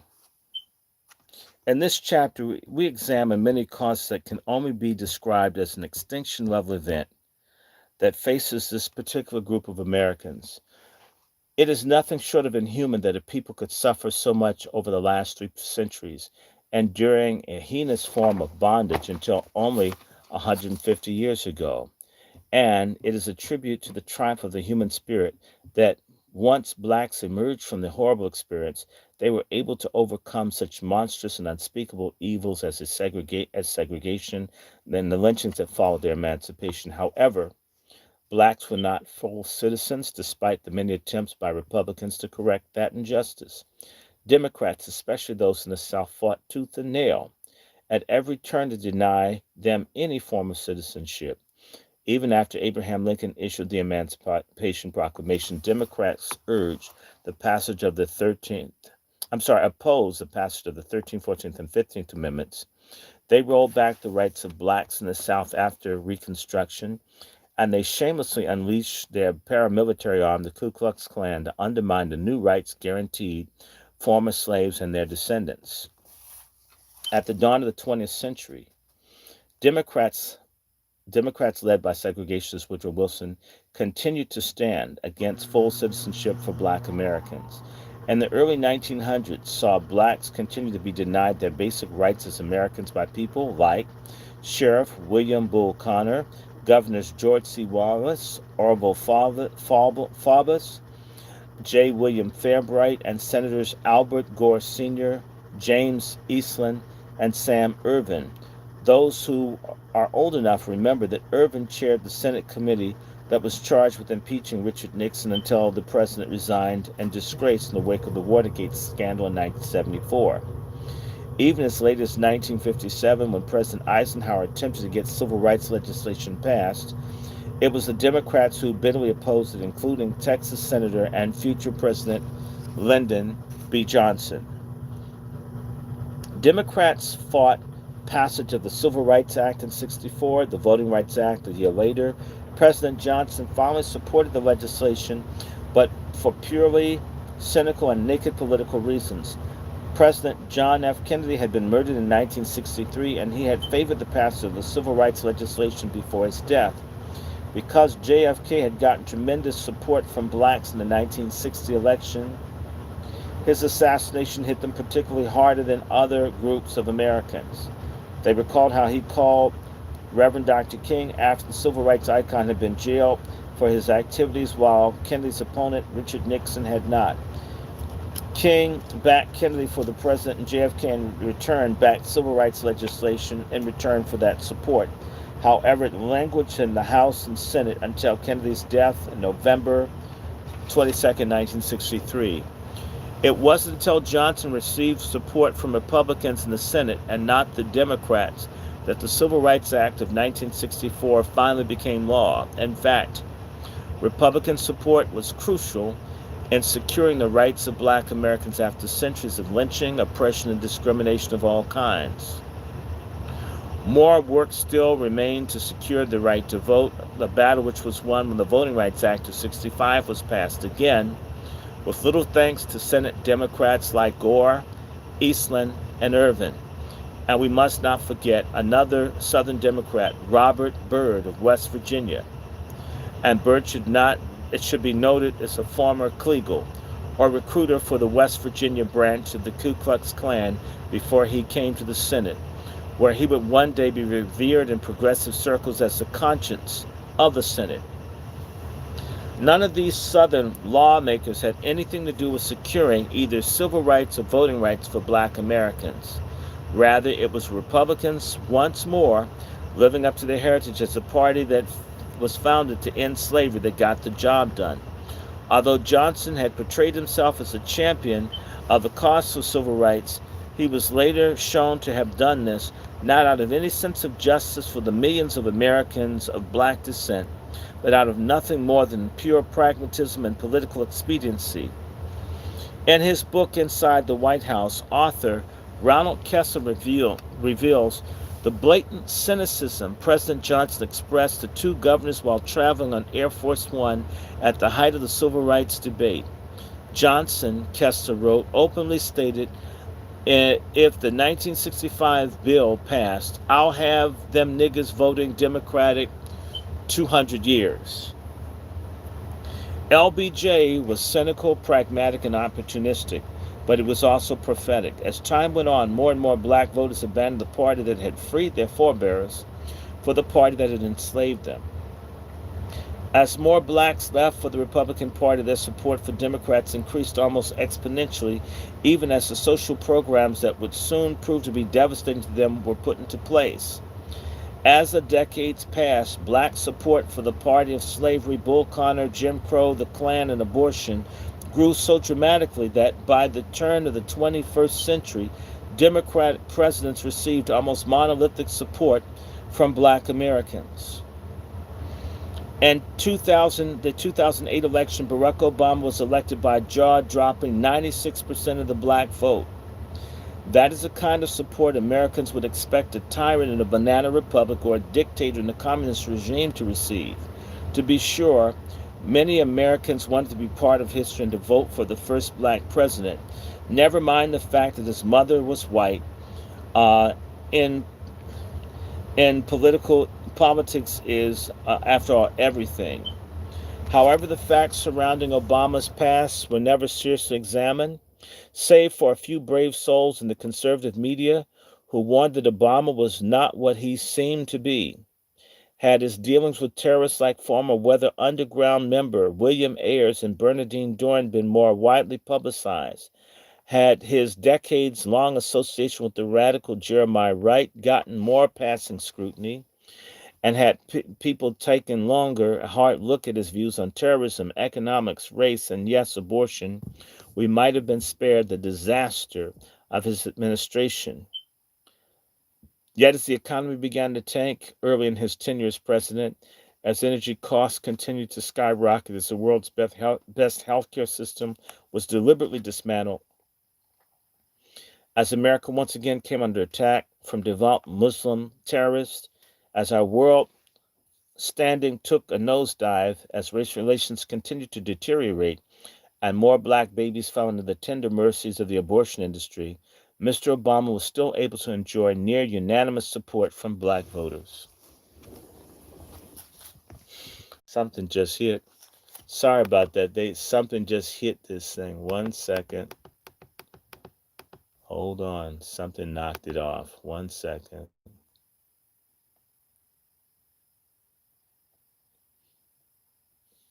Mm. Something just took my whole system down. One moment. I'm sorry. It says we're not on the internet. Uh, yeah, Lord. Hold on 1 second.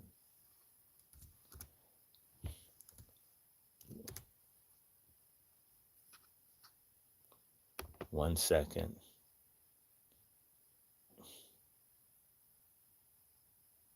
Wow. This still has me off. Okay, 1 minute. I'm going to try this. 1 second, guys. Just one.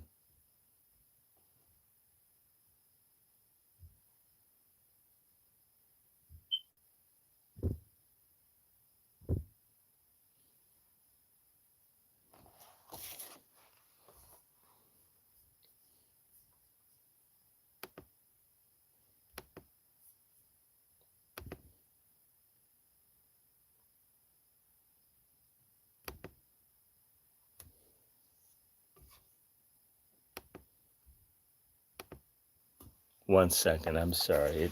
Man, this is okay.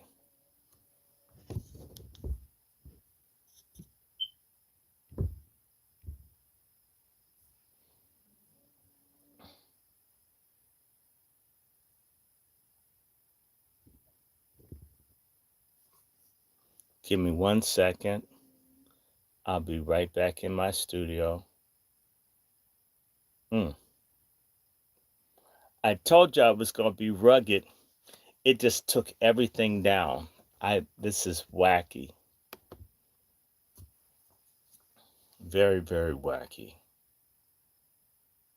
Okay, I'm back in. Pardon me, something just knocked everything down. I mean, I was looking this is some it's this has been interesting. Let me see.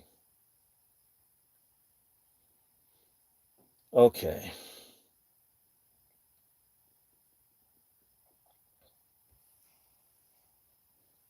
I'm going to go back and read this thing. Um, Black Americans found themselves worse off under Barack Obama by nearly every educational, economic, and cultural indicator than nearly any other demographic group in the country. And make no mistake, this was no accident. Take your pick. The crime rate is higher among black Americans, especially black on black crime. This is particularly true in the outrageous number of murders of blacks by other blacks in cities like Detroit, Washington, D.C., and Chicago. Considering this jarring statistic from early 2012 through the summer 2013 alone, more than 11,000 blacks were murdered by other blacks. Consequently, blacks incarcerated rate high rate than other demographic groups. More black families are headed by single parents, the vast majority of whom are female. More than any other group of Americans, the rate of drug abuse is higher among blacks. More blacks drop out of high school than any other segment of society. More blacks are unemployed than any other group of Americans. Because of these disastrous government approaches to public education, blacks are more functionally illiterate than any other group of Americans.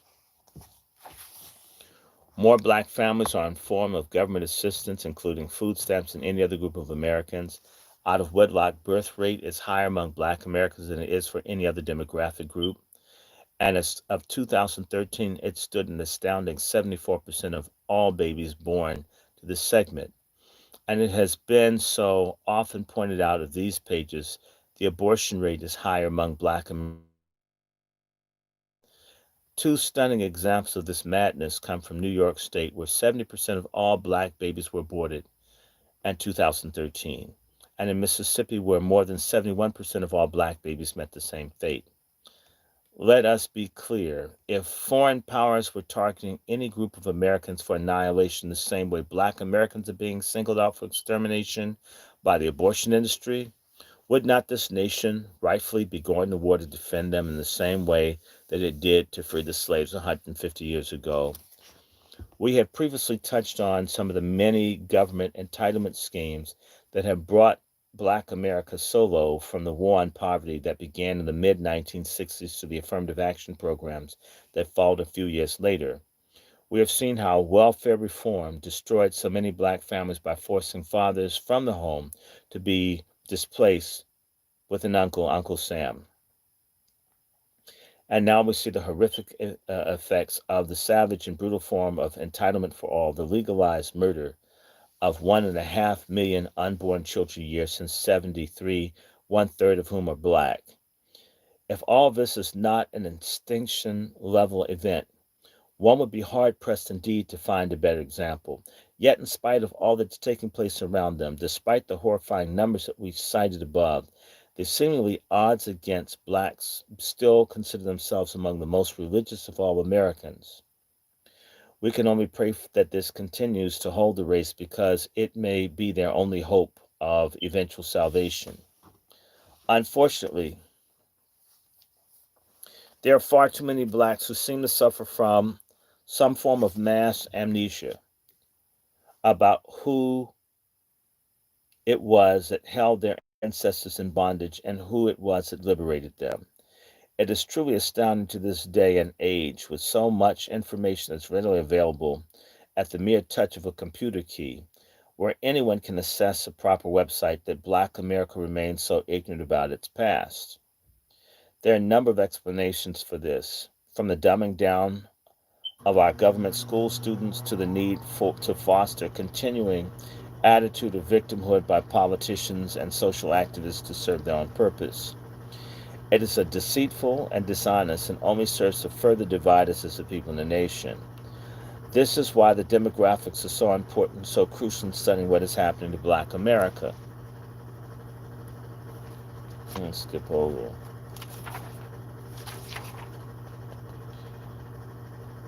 While Black Americans have faced a number of crises that would have destroyed other demographic segments of our society, their troubles are almost completely self-inflicted as a result of their support of the terribly misguided policies of both the federal and state governments over the last 50 or so years. Nowhere is this more evident than in the black community, which has been ravaged more by the breakup of the nuclear family than any other demographic group. Single-parent families are more the rule than the exception. The absence of strong fathers from black households has robbed children of proper role models and made the task of a mother infinitely more difficult in raising children. I'm going to skip through. I'm going to get to, Remember as well that the feminist movement bears a large part of the blame for bringing this about. Finally, I get to what I want to tell y'all.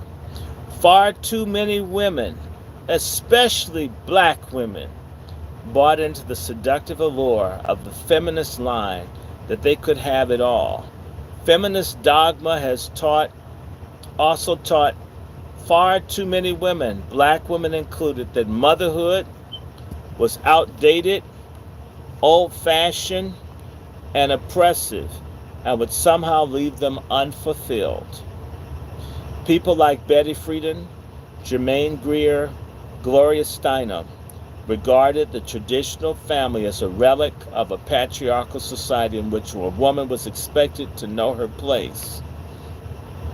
The natural role of the female as both nurturing and a moderating influence in the family was belittled and condemned by feminists, whose ranks even include the First Lady, New York Senator, and former United States Secretary of State Hillary Clinton. It was Clinton, who was a student in Wellesley in the 1960s, infamously compared marriage and the family to slavery or life on an Indian reservation. Recall also that Margaret Sanger was exceedingly critical of large families and used her hatred of them to justify and further her campaign of extermination. And from that, what we have seen so far, we have a pretty good idea whom she had in mind, do we not? It is by no means a stretch to assert the combination of failed government social policy towards black Americans from roughly 1965 onward and the feminist influence that infected college and university campuses in the late 1960s and early 70s proved to be more profoundly devastating to blacks than any other group of Americans. The decline in the black family unit in the last few decades has been astonishing and stunning. Consider again following the moment in which the years leading up to the advent of the so-called Great Society in the mid-60s, black families were more intact than those of any other demographic groups. Black students graduated from high school in greater numbers than their white counterparts. The crime rate was lower among blacks than it was among whites. More black women bore their children within the bonds of wedlock than white women. Fewer blacks were in jail than members of other demographic groups. The rate of drug abuse was lower among blacks than it was among whites, and it must be pointed out, so was the abortion rate. This might be the old ground that we have covered, but the importance cannot be overstated, nor must it be forgotten. It is critical to bear in mind that all of this was occurring despite the incredible amount of discrimination and racial segregation that blacks were enduring in the South, which we must never forget was a home of the segregated lunch counters, drinking fountains, Jim Crow laws, Sheriff Bull Connor, George Wallace, lynchings, and the Ku Klux Klan. It is also critical to remember that the South was heavily controlled by Democrats who fought ferociously to defend the vile institution of slavery and later battled just as desperately to deny black Americans the self-same rights that their fellow citizens enjoyed as a matter of course. It was a Democrat, U.S. Supreme Court Chief Justice Roger B. Taney, who wrote the majority opinion of the infamous Dred Scott decision in 1954, a decision which many historians call a turning point on the road to the Civil War. One truly has to marvel at the success of Democrats in sanitizing their racist past to the point that so many blacks buy into the notion it was they, not the Republicans, who not only freed their ancestors but secured their civil rights and their right to participate in the political process.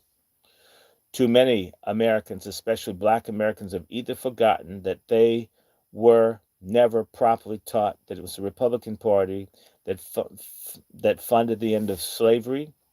It was the Republican Abraham Lincoln who issued the Emancipation Proclamation. It was the Republicans who introduced the first civil rights legislation in 1967.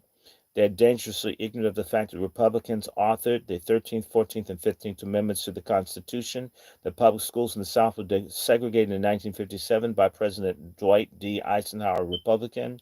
That the GOP introduced the first civil rights legislation that same year. Wasn't the Republican government? It wasn't the Republican government that stood in the Doorhouse in Little Rock in 1957, attempting to block black children a chance to get a good education. It was Orville Faubus, a Democrat, a committed segregation, who did that. It was not a Republican government that declared his undying devotion to racial status quo and defiantly endorsed segregation now, segregation tomorrow, segregation forever. That was Alabama Governor George C. Wallace, a Democrat. Too many Americans, including black Americans, also do not know and were never taught that it was not Harry Truman, a Democrat, who actually segregated the armed forces. It was a successor, President Eisenhower, who finally sealed the deal. They evidently do not know either that President Woodrow Wilson, a Democrat, refused to open up the armed services to full participation by black soldiers and sailors in World War One. Wilson was an unabashed segregationist who not only threw in with racist Southern Democrats, but refused to back anti-lynching laws and, worse, openly courted the paramilitary arm of the Democratic Party, the Ku Klux Klan. Far too many blacks have been kept blissfully unaware of the real history of a party that held their forebears in bondage for nearly 300 years and was literally dragged kicking and screaming into finally acknowledging their rights, the inalienable rights that the rest of their fellow citizens take for granted. And it wasn't the Republicans. This was not an exercise in political partisanship, far from it. This book is about getting at the truth, and the truth, as painful as it may seem to some, is that the Democrats who fought tooth and nail at every turn, first against freeing the slaves. When that failed, they fought just as hard as against them securing their rights, and chose and the, and those of their descendants. But despite these defeats, the Democrats, through decades of sanitizing their image and purging the ugly truths, have largely succeeded, and brainwashing black Americans to the point in the present day, in nearly monolithic numbers, for the political party that fought so hard to keep their ancestors in chains, the Democratic Party. Consider this: 96% of blacks voted for Democrats in 2008. The presidential election in 1994, 94% voted the same way in 2012, despite the fact that the man that they helped elect, Barack Obama, instituted economic and social policies that were unmitigated disasters for those who helped put him in office. As we have seen, the black unemployment rate skyrocketed, food stamp dependency increased almost exponentially, more blacks were senselessly murdered at the hands of other blacks and police. Out of wedlock birth rates in the black community rose to such a point that in 2012, nearly 3/4 of all black babies born to females were those who were not married, nearly a tenfold increase over what it was in the early 1900s. And tragically, more unborn black babies were aborted in Obama's first term as president than any other demographic category. What can explain this? Why are blacks historically among the most religious and socially conservative of all Americans, and who should be in tune with the horrors of their ancestors they experienced, so blithe and blasé about an extinction level event that is staring them in the face at this very moment, an event that is largely due to policies enacted under the Democrats? Because of them, millions of blacks have been deceived into accepting a new kind of slavery on a new kind of plantation, a slavery on a plantation that is every bit as insidious, as vile, and suppressive as anything anyone in the antebellum South could have ever devised, a slavery of dependence on government. A crisis that is facing America's black citizens is one that should have never taken place. But with the expansion of the welfare state in the 1960s, the crisis was on. Fathers were expelled from the black home. denying their children a strong male role model. The weekly paycheck was replaced with the monthly stipend, making the recipient dependent not on their own drive or initiative to make a living, but on a politician in Washington for their sustenance. Educational choice was taken out of the hands of the parents and local school boards, thereby signaling the death knell of the greatest system of public education the world has ever seen. Rates of functional illiteracy and absence of discipline in the government school classrooms of today are painful and depressing for all to see. Most striking in relation to the black students who continue to drop out of school in alarming numbers, numbers that are far higher than among their peers of any other demographic groups. Today, there was once black students exceeded their white counterparts in academic achievement. They are among the most illiterate of all Americans when they graduate from school.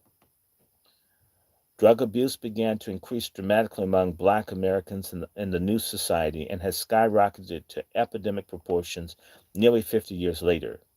Relaxation of sexual morals and rules of social behavior and comportment resulted in what some have called a hookup culture, one, one in which long-term male-female relationships become more the exceptions than the rule. All of these demographic factors combine with the unemployment crisis among black Americans, especially among those in the nation's inner cities, have converged over the last half century to wreak an enormous havoc on an entire segment of our population. Mm,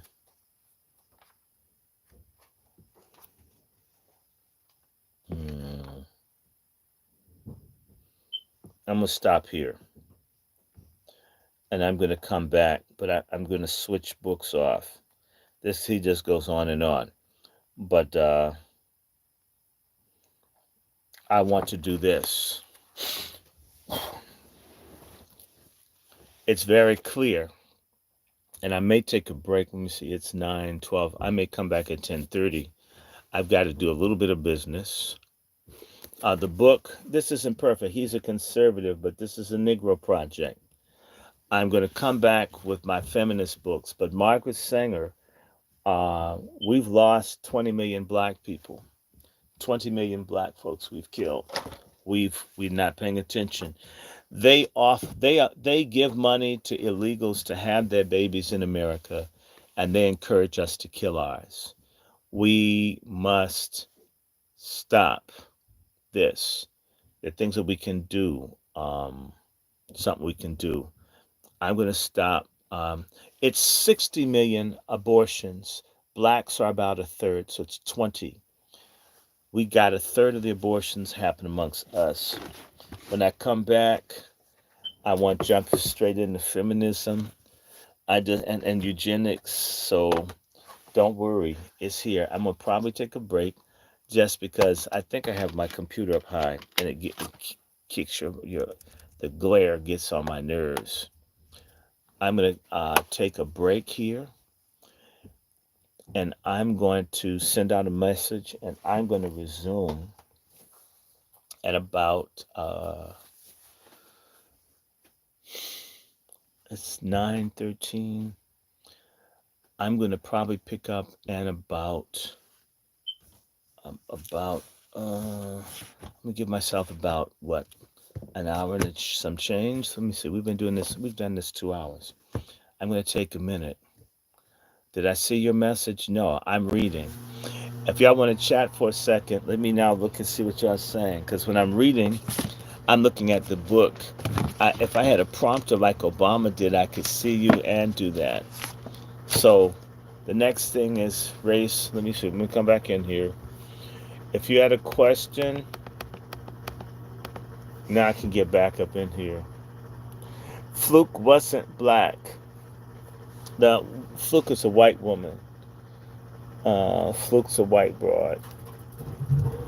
Fluke's a white broad. Okay, questions. Let me see. A lot. If you had a question that you wanted to ask me, I'm going to start. Let me see. The person from Ivory Coast. Oh, good morning. How are you, August? I have someone from Ivory Coast that I need to call, and I need to call someone in Chicago. I tell you what, Everybody has a question because there are about there are about 110 people. If you would do me the favor, I need to probably take about a 15-minute break. I can either leave this on and come back, but I need to probably come back maybe at 9, maybe take a 15-minute break here, or cancel this and come back. What I'll do is probably try to start. I'm going to take a 30-minute break. 30 minutes. So I should come back at 9:45. So I will resume at 9:45. Hey, how are you, Kawasi? I need to call somebody from Ivory Coast and someone from Chicago. So let me see. If I take a break, I'll come back at exactly 10. And I hope this thing lets me jump back on. Is everybody there? Okay. I'm going to do a part 2. And we'll just keep this moving. But we got our first 2 hours in. Sorry about all the disruptions. But if you have a question, I'll start off with questions first. And then we'll go right to the reading. Faye Waterton. Yeah, Faye Waterton is not as good looking in person. I saw her once. Oh, you want me to put some old school music on? If I put on old school music, the biggest problem I have is someone will decide that I'm violating a copyright. Then they'll pull the video down. It's really stupid. I'm not trying to get rich off of some of these artists out here. But anyway, what I'll do is take a break for take a 45-minute break, and I'll come back and I'll just repost. So we'll do a part 2, and I just wanted to plow through some of this thing. I think I'm done with Planned Parenthood for a minute. There's gonna be some junk. I want to share junk, so this will be more sexuality, more trash, more facts. So let me stop here. I'll be right back in touch. Anybody, just give me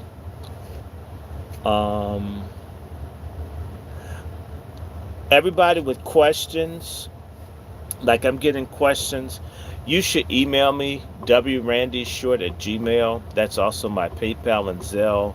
And if you want to drop a piece on me, like $1 or $2, so I can get me some more books, you know how to do that. Anybody can email me questions. If I don't answer a question and you want to ask me, email me, wrandyshort@gmail. That's my PayPal as well as my Zelle. And of course, Dr. Randy Short is my Cash App. I'm going to come back about 10. I'm going to stop here, take a break, give my eyes a second, and then I'm going to do some feminism, sex, racism, and eugenics. That dude's writing. Sometimes people's writing's annoying. They just go on and on, beating around the bush. Thanks. Love everybody. Coon Busters, I'll be right back. See ya.